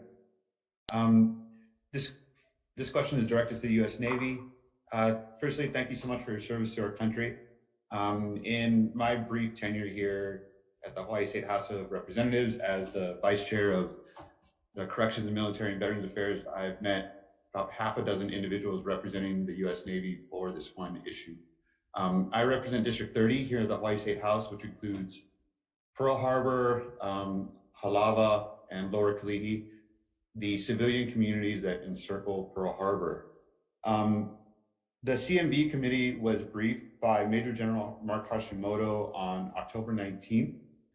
We brought up in that briefing a discussion of faulty pipes, because just weeks prior to that, there was an issue of a fuel release into Pearl Harbor off of Hotel Pier, also previous issues about a whistleblower and faulty pipes and the network that connects Pearl Harbor. As I assume that the fuel tanks will be defueling within the next few months, that you will be in compliance with the AOC from the Department of Health and our governor. I'm wondering if the U.S. Navy is going to be sharing with us the vast network of pipes that go under and around civilian communities. Some of them are being as old as 80 years, just as old as the tanks. And if you're going to be communicating that to the Department of Health and regulators moving forward. I'm asking that you do this because a lot of us were introduced to the vast network of water pipes that connects the U.S. naval system just within the last week. So if we are indeed defueling Pearl Harbor, decommissioning it, decommissioning these Red Hill tanks, then what is the danger to the civilian community for these pipes that underlie the entire network? Yeah, thank you, sir. So with regards to the pipes in the distribution system, to answer your direct question, my understanding is I think with the appropriate disclosure agreements or whatever, we can share with you all the technical information associated with those pipes. As far as I'm aware, that's not a problem. And I think one thing to clarify that's probably helped understand is that although the pipes are described as underground, they're actually in a large tunnel, and so they are physically visible. So we do have part of our operations includes continuously monitoring by people who actually continuously inspect these pipes by riding around in little trolleys and walking. So we do take seriously ensuring the conditions of those pipes, and I believe we would be welcome to share whatever information we have. All right, just a brief follow-up. I know there's a groundwater monitoring program, and you have a very set monitoring program that you just described here. Is this going to be handled by the U.S. Navy or by contractors moving forward? Oh, which portion are you speaking of, sir? As we defuel, assuming that the U.S. Navy is going to be in compliance with the executive order of our governor and with this new AOC, is this defueling process of Red Hill going to be handled by the U.S. Navy or by contractors? So we are in receipt of the order from the Department of Health of the state of Hawaii, and there is a hearing on the 16th.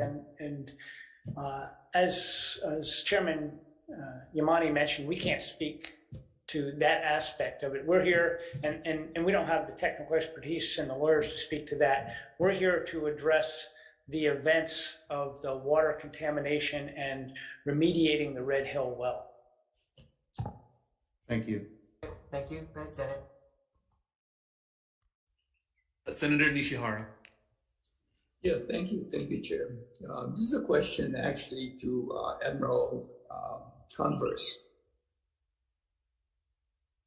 It was reported that you have about 4,000 families that are relocated into hotels. So my question is that the number 4,000? And how long are they going to be housed in the hotels, if that's where the housing is? And those that are housed there, do they have access to cooking facilities at where they're at?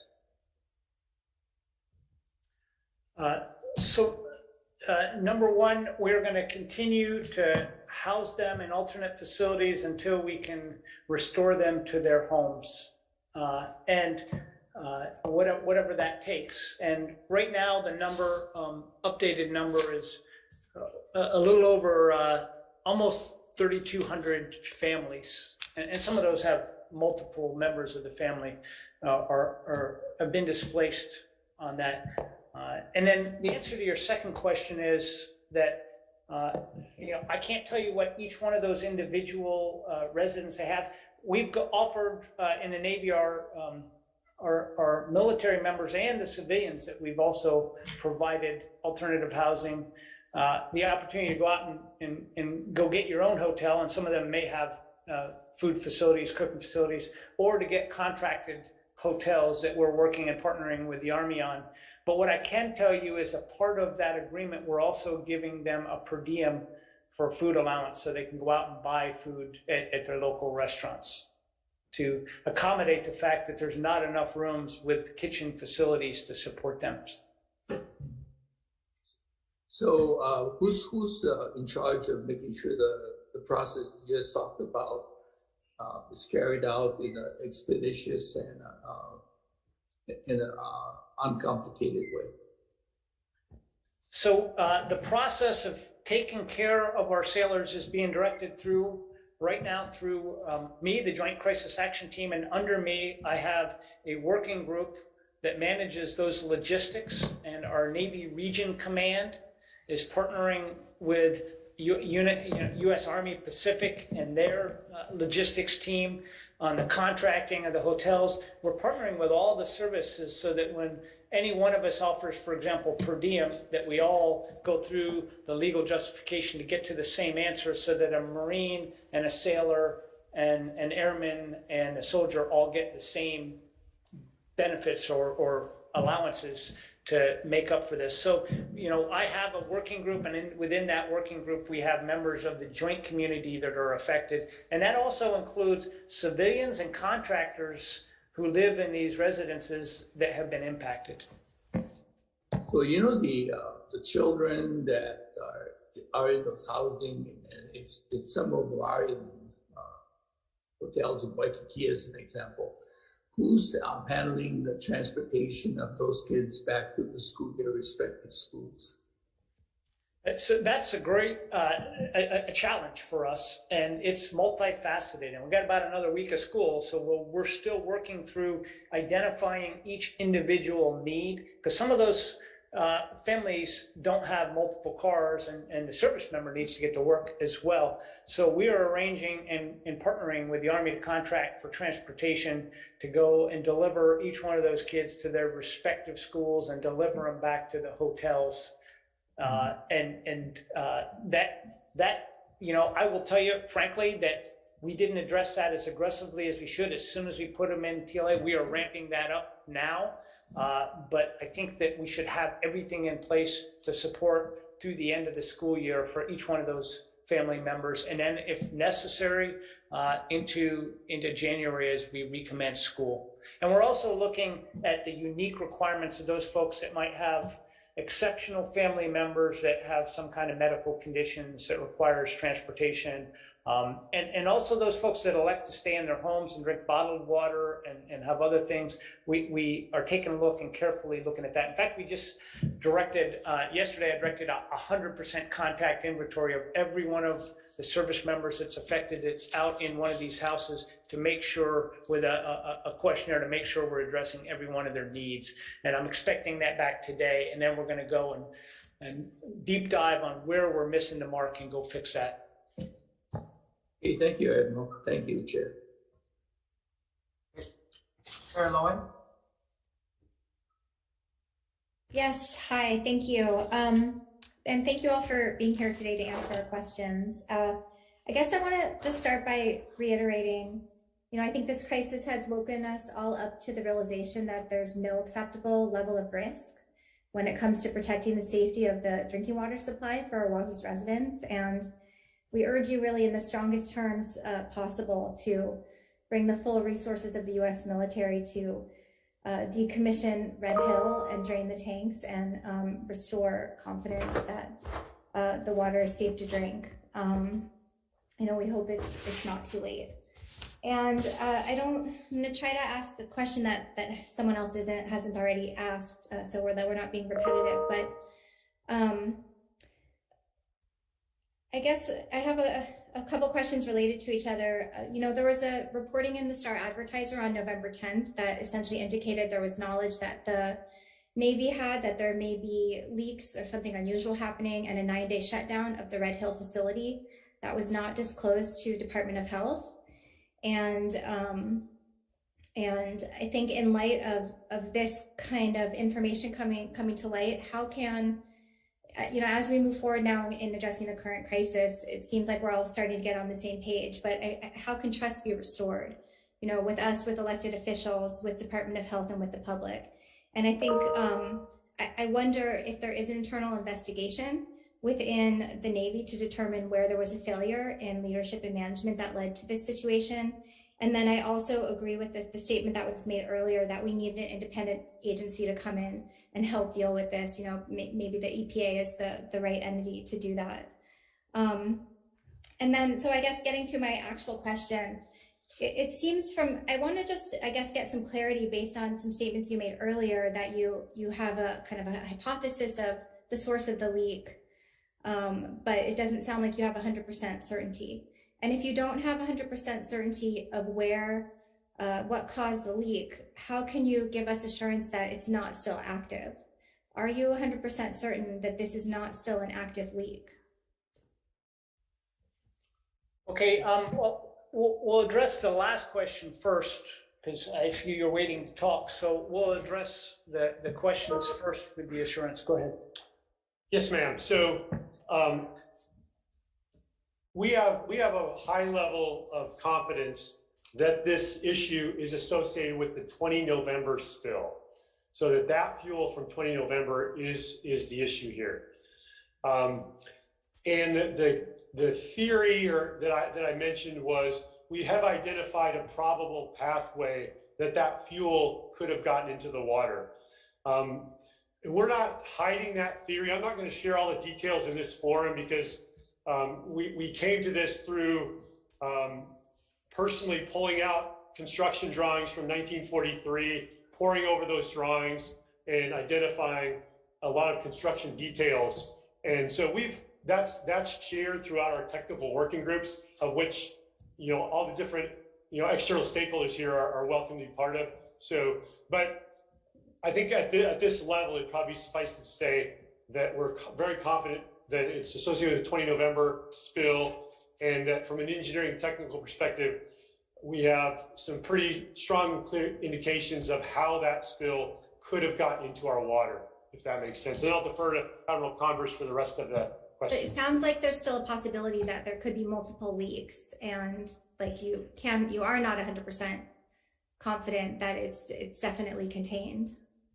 So let me address in general. So when we say a singular event, as we're saying the leak that occurred on the 20th through the 21st of November, and it was a spill of fluid that was cleaned up, but was all of it cleaned up? And that's a part of the investigation that we're doing, independent of the Navy entity that owns and that operates the facility, completely independent team that's doing that investigation. So now, how do we know? Now, I want to distinguish that from, have we bounded the time at which any residual oil that was spilled at that time is going to get into the aquifer? That's a separate question that we'll determine from the investigation. But we do have high confidence that it was from that singular event of that 20 November spill. The investigation will also determine an estimate of the volume that's not accounted for. So we know how much was spilled, we know how much was cleaned up, what's the difference, and they're going those calculations and that engineering analysis. And that'll allow us to get that information and also to share it with the Department of Health and the Board of Water Supply and all the other folks that are interested in understanding that. That'll determine what the extent of impact is on the Red Hill well itself. And I think that gets to your other question. Now, I want to go back to, because you also mentioned and it's questions on an 8 November event and some other things. Here's what I can tell you, that this command investigation that's being done, and Admiral Chris Cavanaugh has been directed to do that, is going to look at a sequence of events and all operations going back to the 6th May and anything in between. I'm not personally aware of anything that you mentioned on those dates impacting the Red Hill, but I will tell you that I'm not the commander, and they are not under PAC Fleet, the organization that runs the Red Hill facility for the Navy. So that the dates command that I investigation mentioned, will look at that. the dates I mentioned were, I mentioned November 10th article that was published in Star Advertiser, so that didn't refer to necessarily an event at Red Hill, but referred to that there were multiple incidents of pressure surges, more than one, which might indicate multiple leaks. And then additionally, that because of that, the Navy shut down the Red Hill operations for 9 days because of your concerns, but did not then inform Department of Health. So I'm concerned that question led into, how can you restore trust, essentially? Is there an internal investigation of what happened in the Navy? And how can we be confident, if you were concerned there might be multiple leaks, how can we be confident there is not still an active leak? Now I understand the question, and I will tell you that that is absolutely a part of the investigation that's being done. Okay, thanks. Thank you. Senate? Okay, Co-Chair Gabbard. Okay. Aloha, thank you. And thank you very much, presenters, for what you're doing today. Actually, Mr. Lau brought this up for Board of Water Supply, and I understand that the Navy is contesting the state's order to empty the Red Hill tanks. And Admiral, you had mentioned the 16th, the meeting on the 16th. So what's the timeline when we'll get to know the answer as to whether or not that's going to happen? The second part of my question is, I'd like to know how much fuel is currently in the tanks, where would the fuel be emptied into, and how long would that process take? So with respect to your question on the amount of fuel that's in the tank and how long it would take, I don't have the leadership that manages and operates the Red Hill fuel facility, bulk fuel facility, so I can't address that question. And in some cases, some of that information, because it has to deal with our strategic fuel supply, is classified. However, what I can tell you is, although we're not addressing the specific hearing, and we're not going to address the Navy's response to the emergency order here, the Secretary of the Navy has directed a number of immediate actions for Red Hill based on the fact that we had to go back and do an investigation for these recent spill events and the more recent contamination of the water supply. And the actions that the Secretary of the Navy directed are very comprehensive, and they do direct a cessation of operations of the Red Hill underground storage facility, and a number of the other elements are very closely aligned to the actions directed in the emergency order from the Department of Health. And in fact, going back to a previous question, it also directs the Navy to consult with a qualified independent third party to assess operations and system integrity of the Red Hill underground storage tank facility, which addressed the question previously on whether we're going to bring in somebody independently to do that. Thank you. I guess as a follow-up, it just seems to me that it would be wise to have a plan in case you lose and the decision goes to the state and you're required to empty those tanks. I read somewhere that Par Hawaii, they have tanks that are possibly available, or possibly putting them on ships the way they came in. So is there a plan in case decision does not go your way, Admiral? So outside of the Secretary of the Navy's memo, again, we don't have the expertise here, and no one on my panel is a owner or an operator of the Red Hill tank facility, so I can't address whether there's planning going on or not associated with defueling the Red Hill fuel tank. I'm sorry. Thank you. Thank you, Chair. Is there, just for clarity, are there any DoD personnel on this call that can address that question? There's no personnel in my panel here in this room that can do that. So I'm not sure if there's anybody else on the Zoom call. So Admiral, could we find out the answer to that question? Could you contact whoever is responsible and get back to us on that, please? Yeah, we can. I can take that question. I'm not sure how much of that they're going to be able to explain to you before the 16th. Is Admiral Paparo still on the call? So No. Since you have recognized that you're not capable of answering, I just want to make sure that there are no DoD personnel on the call who can take the question, even if the answer is I can't answer. Okay, so the question is noted. I'll defer back to the House. Yes, I am on the call. Hi, this is Sam Papar. Okay, Senator, if you missed it, Senator Gabbard, would you like to ask one more time? No, I heard the question. Yes, and so I have requested as a precautionary measure to my boss to begin executing the planning for what would the risks be of moving the fuel that's presently in the Red Hill bulk fuel storage facility. And we will initiate the planning for how and where we would store that fuel and what the risks would be of its transference. And I will also say, I think that's only prudent to do. And I've had that discussion with my boss, and you know, I'd be quite willing to go on the record to say that the plan is in work. And just for the record, can you identify precisely who you're referring to? Oh, I was talking. Oh, sorry. I was talking to my boss. The commander of Indo-PACOM is who I talked to. Admiral John C. Aquilino is who I posed that question to, and have committed to working with his staff, the staff of the Defense Logistics Agency, and with the larger staff of the Department of the Navy. Okay. Because the matter is, it is a joint and a shared matter of risk across all of those stakeholders, and it is for that reason why I've elevated it to that planning, to those planning bodies. Thank you for that clarification, Admiral. Chair Yamane.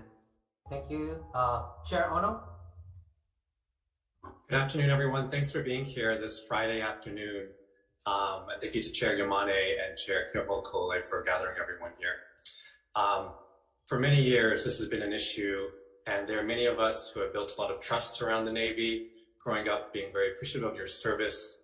I think that trust has been broken, unfortunately. Many of us have given you the benefit of the doubt, and I think we found ourselves mistaken. As they say, fool me once, shame on me, fool me twice. I'm sorry, fool me once, shame on you, fool me twice, shame on me. There's going to be a lot of trust issues, I think, going forward, regardless of what happens here.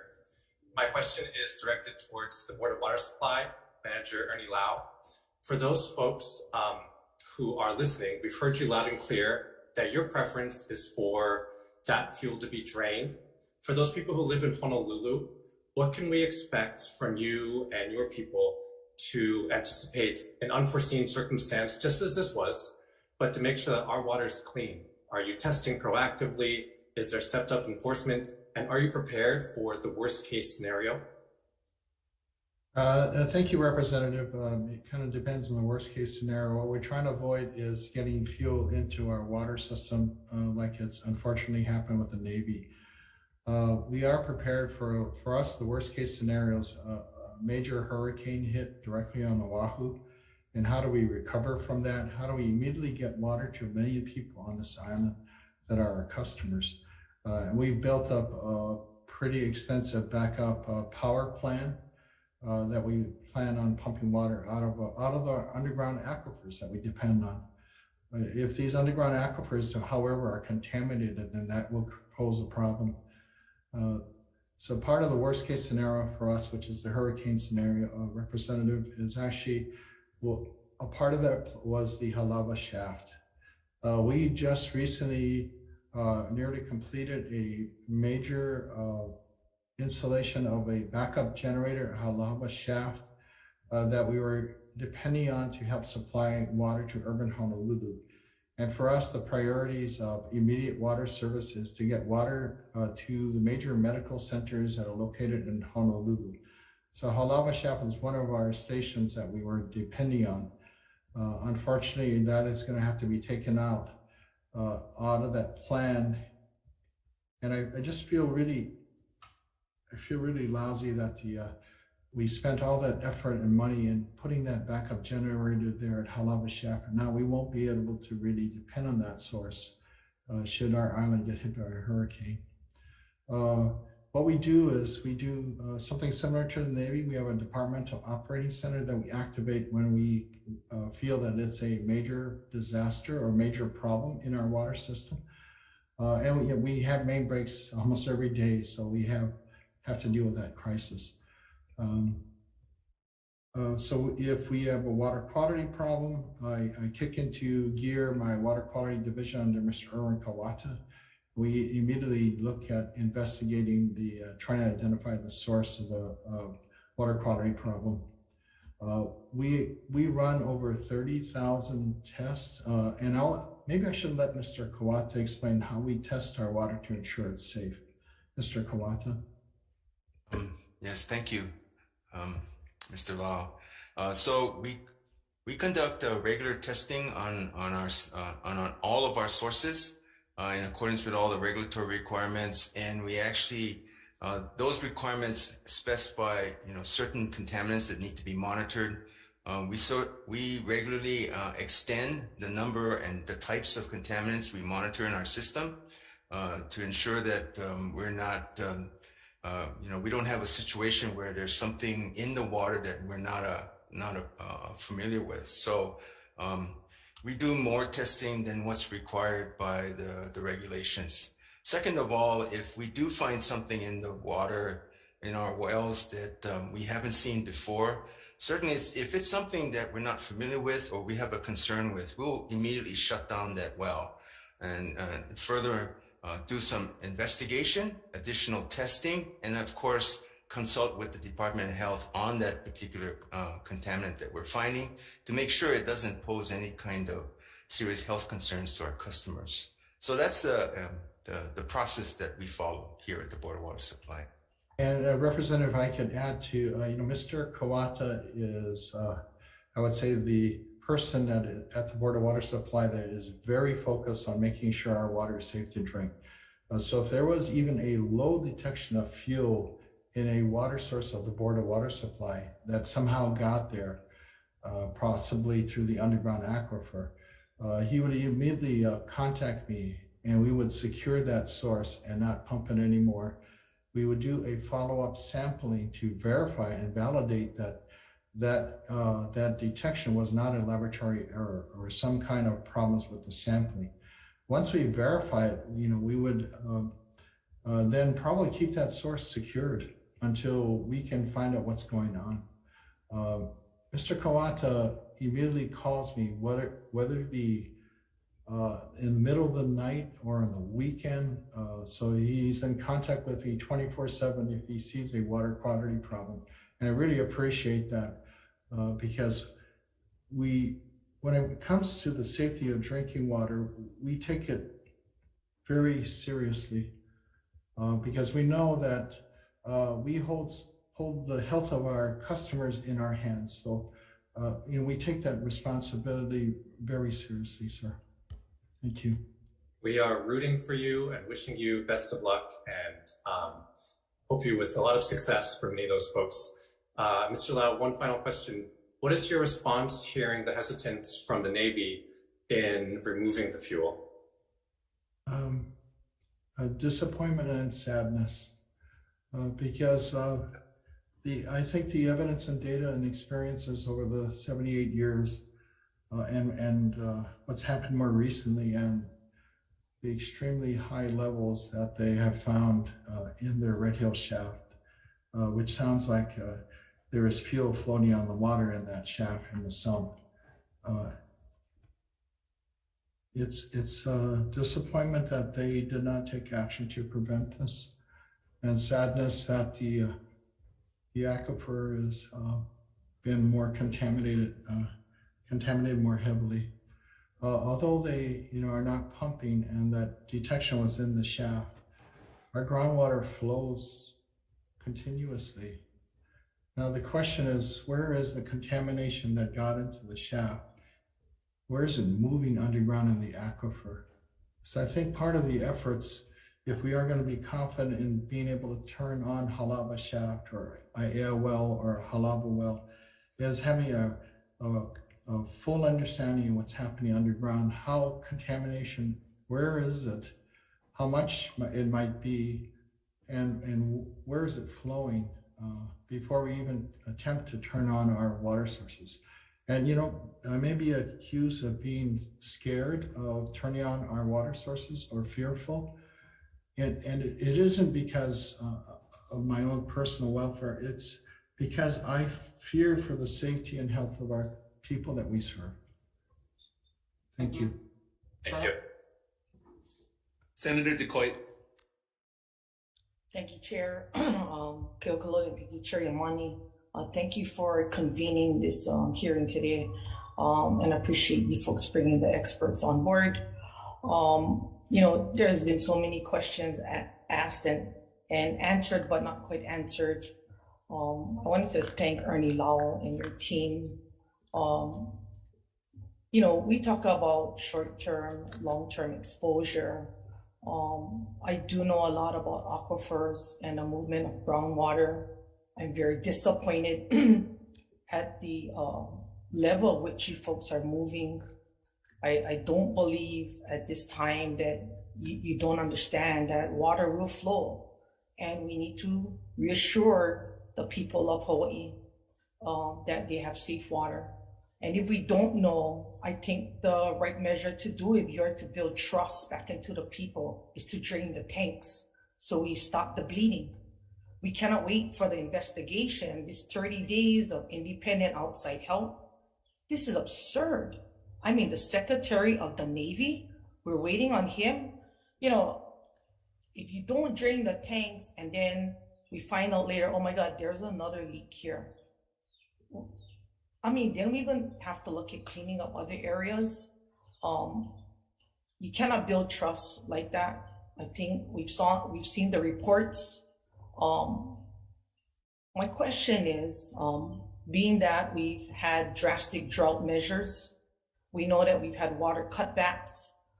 Those have been unbelievable. I feel for the people that are now having to bathe in there, the families that are going to businesses, the businesses having to deal with this and having to explain. People are not going to go there to the business.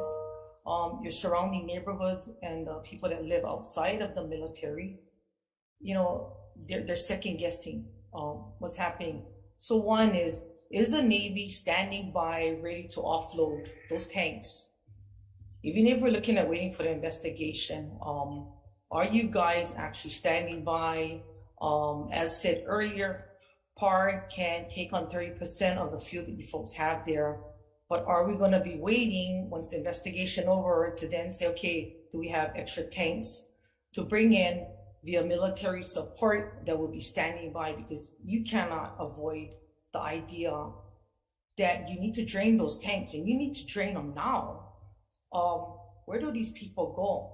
You got to remember, not just the health impacts that you folks have, the devaluation of people's properties, long-term effects, your 8, 10, 12 months, we're talking years. Groundwater will move. It's just a matter of where groundwater is moving and the breaking of the lens in an aquifer. Aside from that, I wanted to also ask, is there a home testing that people can do on their own? As we've seen, some of those lines run as far as Ho'ikai. How do those around the surrounding neighborhoods and the military base be allowed to test, along with the outside independent testing, which we saw this long time ago, and I think Ernie brought this up, was to have the testing facility, water testing facility in Hawaii, in Honolulu. And will you take this back to your Secretary of the Navy that you folks provide the funding for that testing site in Honolulu, as well as the training and the staff?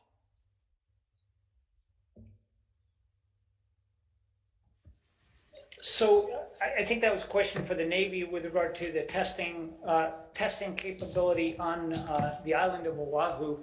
And we are, and I know from discussions personally with the Secretary of the Navy and certainly the Chief of Naval Operations, is they were both expressed interest in supporting the development of a third party or an independent testing lab in Oahu. And whatever we can do to facilitate that, we are very interested in doing that. We also have to be careful that we don't, if we fund a lab and deliver it, that would risk the perception that they wouldn't be independent. So we want to partner with the Department of Health, partner perhaps with the state of Honolulu and the local government, and figure out how we can do that, but have that lab be truly independent. So the answer is, yeah, we think that's a great idea, and we want to partner with the state Department of Health, the Board of Water Supply, and the local governments to do that. And then the second question was, is the Navy standing by with backup portable tanks to offload those tanks off of Halawa and Radio? So as Admiral Paparo pointed out, that's a decision that, the Admiral Paparo has requested that the planning be done by the folks that own that oil, and that is the Defense Logistics Agency. And that will have to be a decision that's outside of ours and the Navy's hands right now.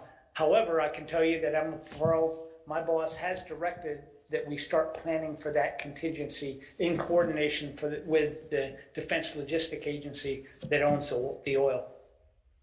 Okay. Is there a actual home testing kit that can be dispersed throughout the military bases and the surrounding neighborhoods where individual people can do their own type of home testing to see if there is any type of petroleum leakage in their homes at this point?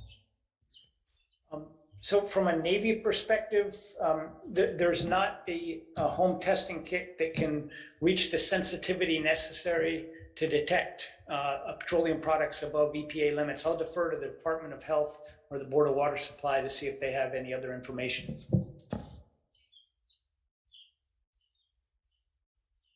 Senator, thank you for your kind words.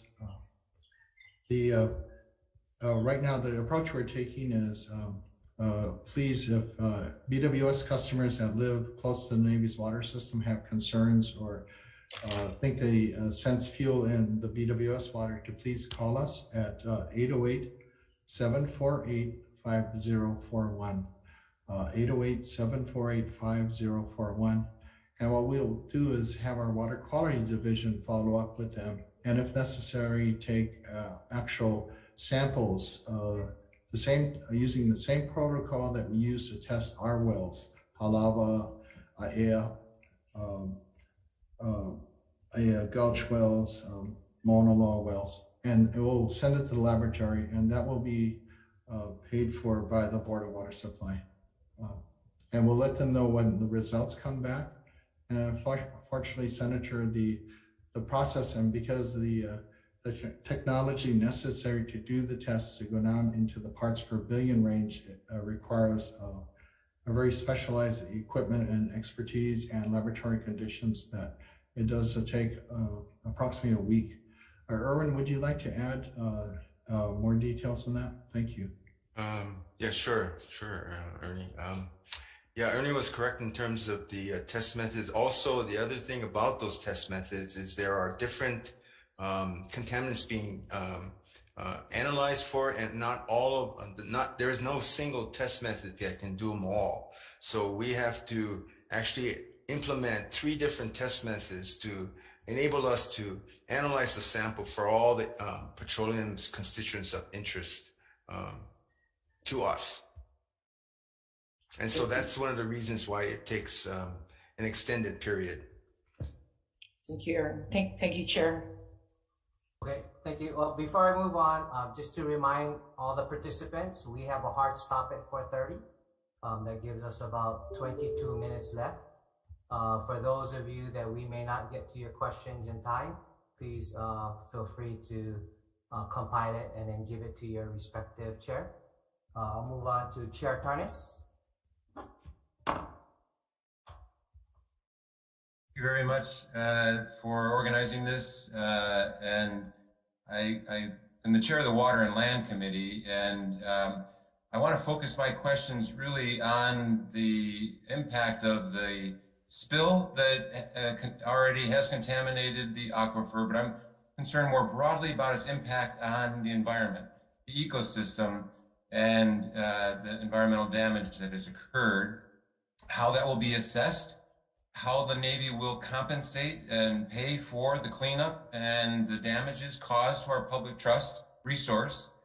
This is a national crisis. This is a national emergency, and I don't want to underplay and understate the significance of this. This is really of national significance, and we need to treat it that way.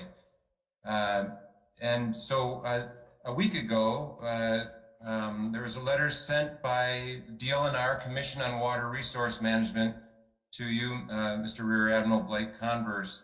And I'd like to understand and see your response, and also but also today. Let me just ask one question that's in this letter you got a week ago, so you could describe to us an answer today. Basically, it says that we understand the current flushing of the system involves flushing out of fire hydrants, disposing into storm drains. There will certainly be cases where you'll have to flush out, and it won't just go on to areas with grass. So if flushing involves discharges into streams, you're asked to notify the commission immediately so they can better assess potential impacts it may have on the stream, in-stream biota and uses, and the aquifer. Have you followed up with the Commission on Water Resource Management and DLNR on this matter? And if you haven't, then what are your plans to address these concerns? Thank you, Mr. Chair. That's my question. Probably to the Navy would be the appropriate responder. Thank you. Yes, I'll just address briefly that yes, we are in receipt of the letter, and yes, it has been incorporated into our flushing plan, and then I'll let. Yes, sir. And to answer your specific questions, and I'll answer the last one first. You asked specifically to how we're going to, I guess, assess and control the potential for flushing into state water. So, and I think as Department of Health had mentioned, we are specifically prohibited from doing any flushing into state waters and are actively complying with that direction. You know, as I did say, that we have done extensive testing of the distribution system as a whole, and they've all come back, you know, below limits and even below detectable levels. But I will assure you that we will continue to collaborate with Department of Health and all the stakeholders on flushing, and would not do any sort of flushing that would put the environment or the people of Hawaii at risk. I think your other question was how we'll assess the environmental contamination associated with the spill.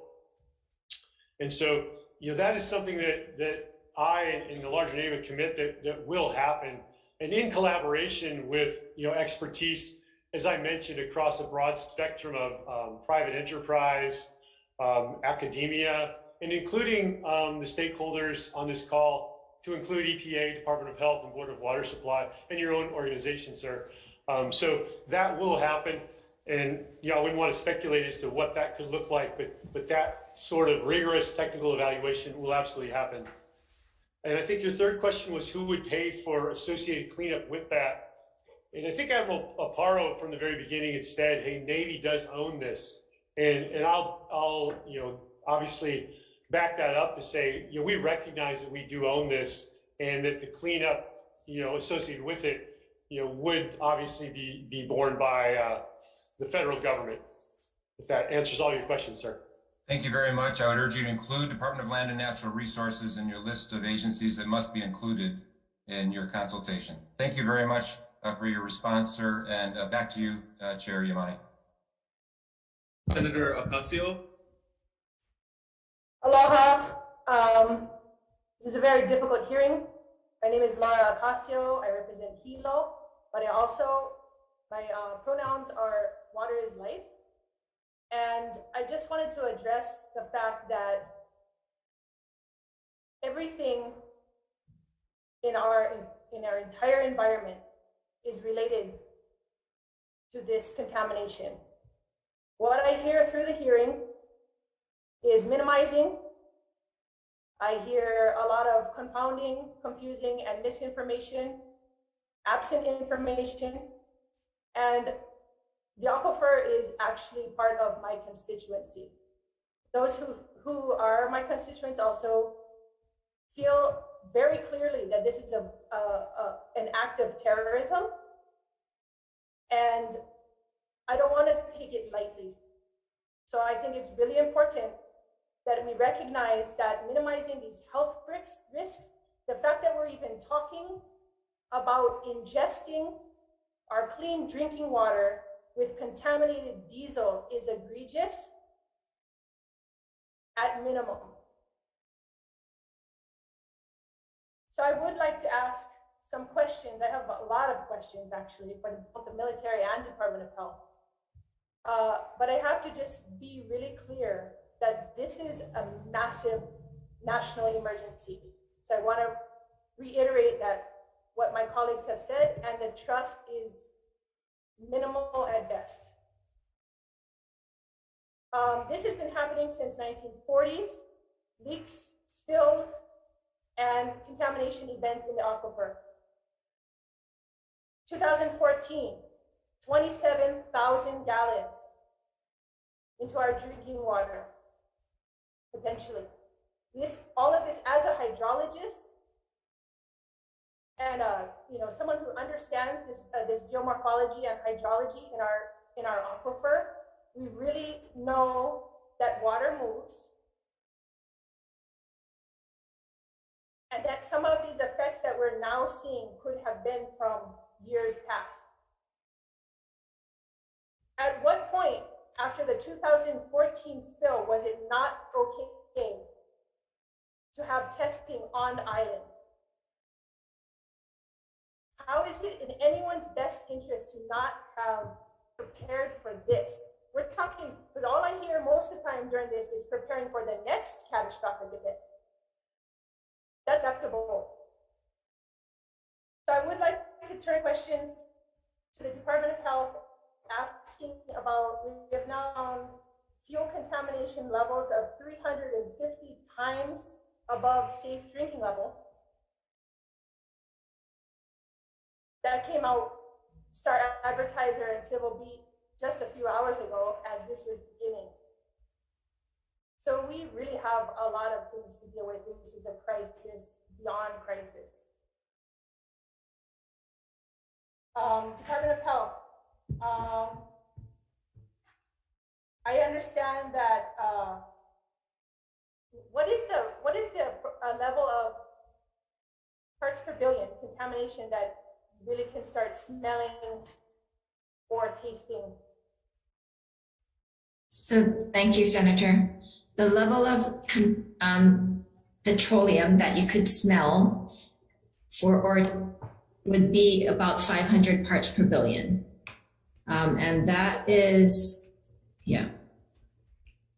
And so is my understanding correct that prior to 2017, the acceptable parts per billion for drinking water is 100 parts per billion? That's not what I understand. The environmental action level that we have in Hawaii that was developed by our state Department of Health is actually for TPH gasoline is 300 parts per billion. For diesel, TPH diesel is 400 parts per billion. And for TPH oil is 500 parts per billion. And currently we're finding in Red Hill shaft up to 140,000 parts per Right. billion? Yes. Okay. And the Navy expects that that would be cleaned up by Christmas. We are working with them on their plan. We're going to be receiving their plan and we will review it and approve as needed. If we have any questions regarding the plan, we will have the Navy address those concerns. I yield. Thank you, Chair. Thank you.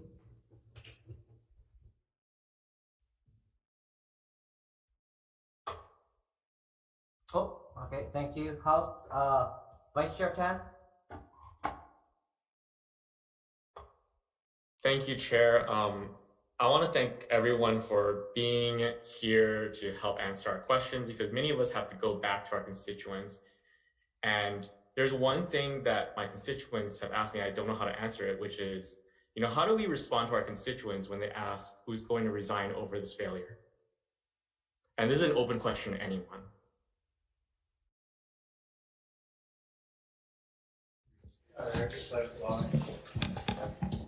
Okay.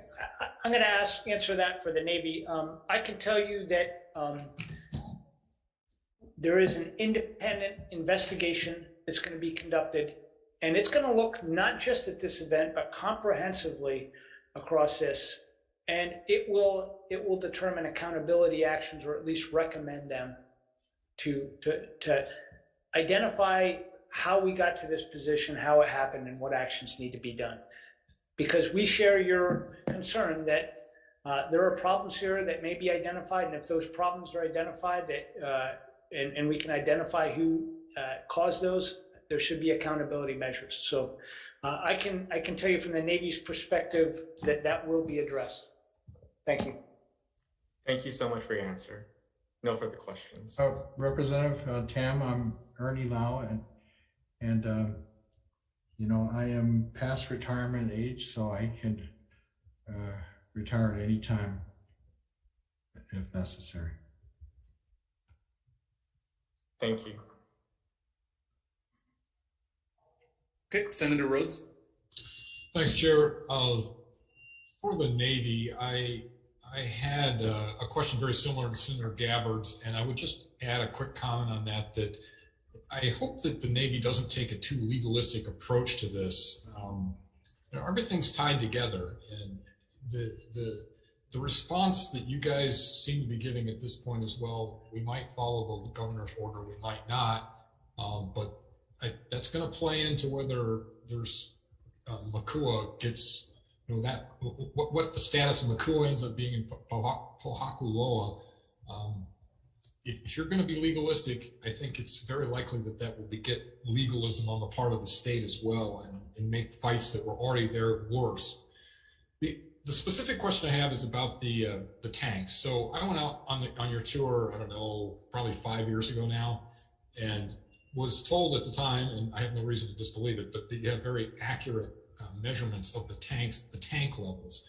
So from what I've heard today, it sounds to me like this spill, if this happened on the if it really is from the November 20th event, it wasn't a big, well, I guess the two questions. One, was there a big drop in one of the tanks on November 20th? And the second question is, I'm assuming the answer is it's not going to be a very big drop. What if there really was a big drop? What's the plan? What if one tank just started draining out and you didn't, you couldn't figure out why? What's the plan if that happens?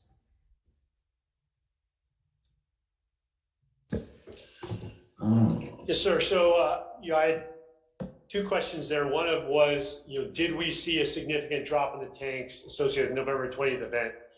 And, I think all I can tell you on that, sir, is that that's under investigation. If I had the answer, I would give it to you, but the investigation is working through, as I believe Admiral Converse said earlier, all the details of what happened and independently calculating how much fuel we believe was released. So I would defer to that investigation on that.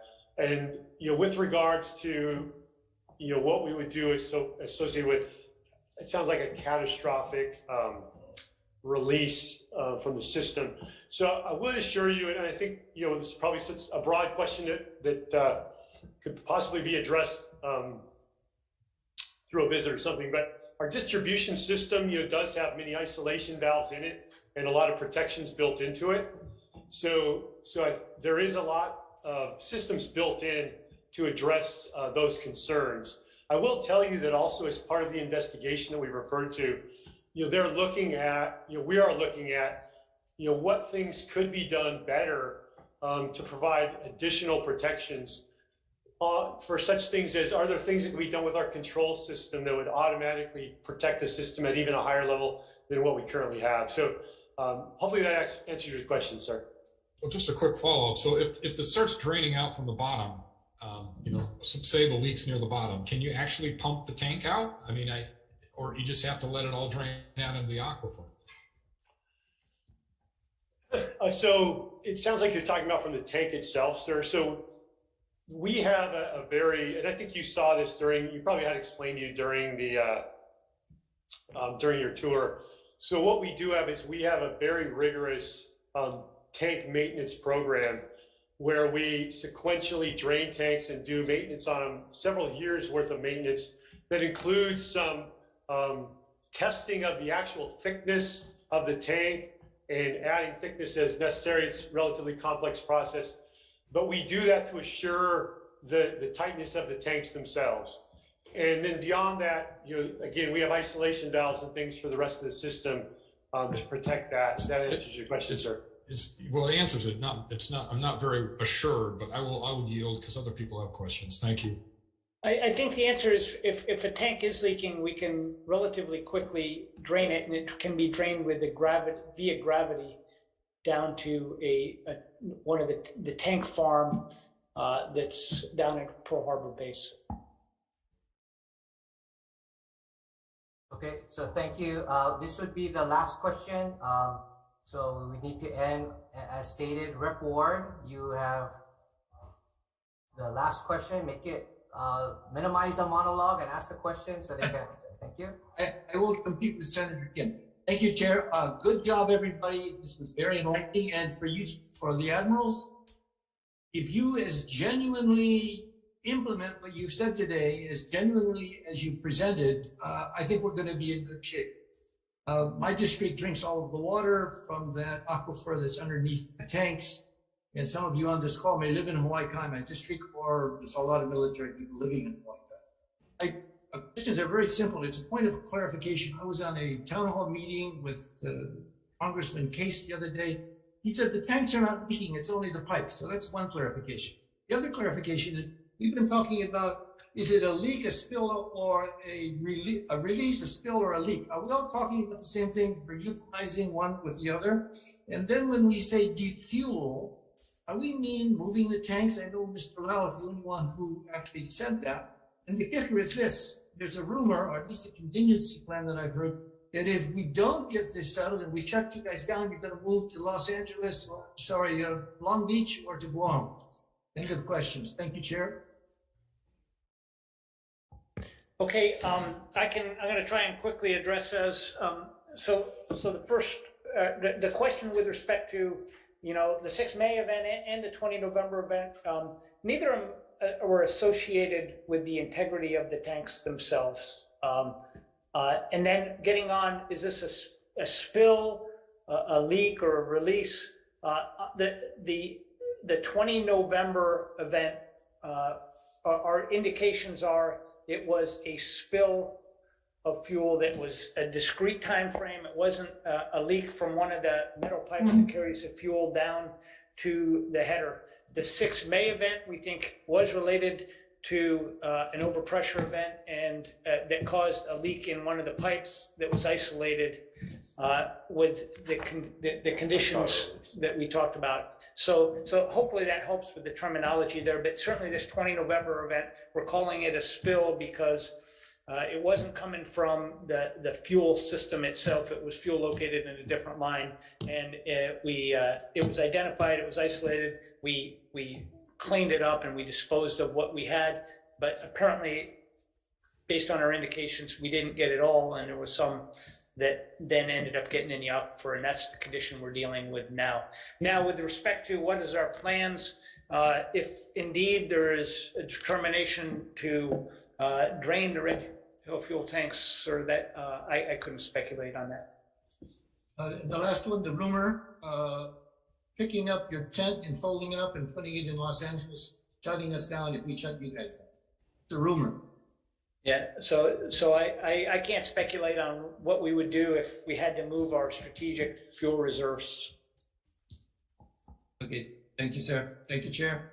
Hi, this is Sam Paparo, Senator Ward. Just coming in very briefly too. Thank you for the promotion. I'm sorry. Okay, General, speak. Yes, I don't know where we would put the fuel, and we have to study it. We could put potentially some of it in Par Pacific, but it represents such an important element of the strategic reserve of the United States in the vital Pacific that we don't know yet where we would put it, and that is a part of the prudent study that we have to move ahead.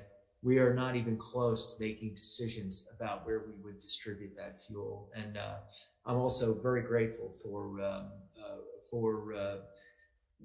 noting our sincerity, and I'm very grateful to you. Admiral, if you emptied them, would you move them, or would you just leave them in the ground or relocate them? The tanks themselves are such they really are the eighth wonder of the world, and are a testament to the tremendous sacrifices that our forebears made, not least of which were the heroic workers that went underground to excavate them and to build them with such care generations ago, and were essential to victory in the Pacific. And so moving the tanks themselves is a non-starter. It's a matter of moving the fuel, which represents such a profound amount of the strategic reserve of the U.S. And so the tanks would not be moved again, because it would be a Herculean effort anyway. They span over 200 feet in height and over 60 feet in width, and are hewn out of rock with 3 layers of redundant protection, and obviously with profound plans to add a 4th. So I couldn't tell you where we would move the fuel, but we are moving prudently with planning where that would be. Thank you so much. Thank you. Thank you, Admiral. Thank you for participating. Before I turn it over for my co-chair, Senator Kirkle, I wanted to express our appreciation for the Navy, Department of Health, and Board of Water Supply, for those in the upper echelons of command to be part of this hearing today, to answer our questions. I know there's others that still have questions. We will hold the different entities responsible, in which we will share additional questions and ask for a response back. And if necessary, we can have another briefing with updates. But, on behalf of the state of Hawaii, we want the Navy to know that, we take this seriously. We want this issue addressed. I'm glad you are participating, Admiral. Your commanders under your watch has been, at least with us working together, very forthcoming. And so I know you guys have ongoing investigations. Would like to also thank Director Char for her people who have been working very hard, trying to address this on behalf of the state of Hawaii. And so, I would like to turn it over to my co-chair, and I appreciate his hard work, Jewel, and his Senate staff, and the leadership of the Senate and the House on this matter. But okay, Senator, it's all yours. Thank you. Thank you, Chair Yamane. Thank you to all of the presenters, as Chair Yamane indicated. Thank you to all the members, many of whom waited very patiently for their questions to be asked, and we're not given that opportunity because we exhausted our time. I do intend to hold for future briefings on this.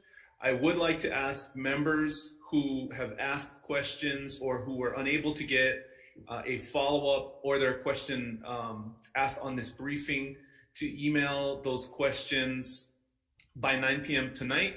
Please, if you can clarify as best as possible which entities you would like an answer from, that would be very helpful. We will note those questions and send them to the participating entities today, and then get back to you all on timeline for response. On that note, thank you again, everyone, for attending. We are adjourned.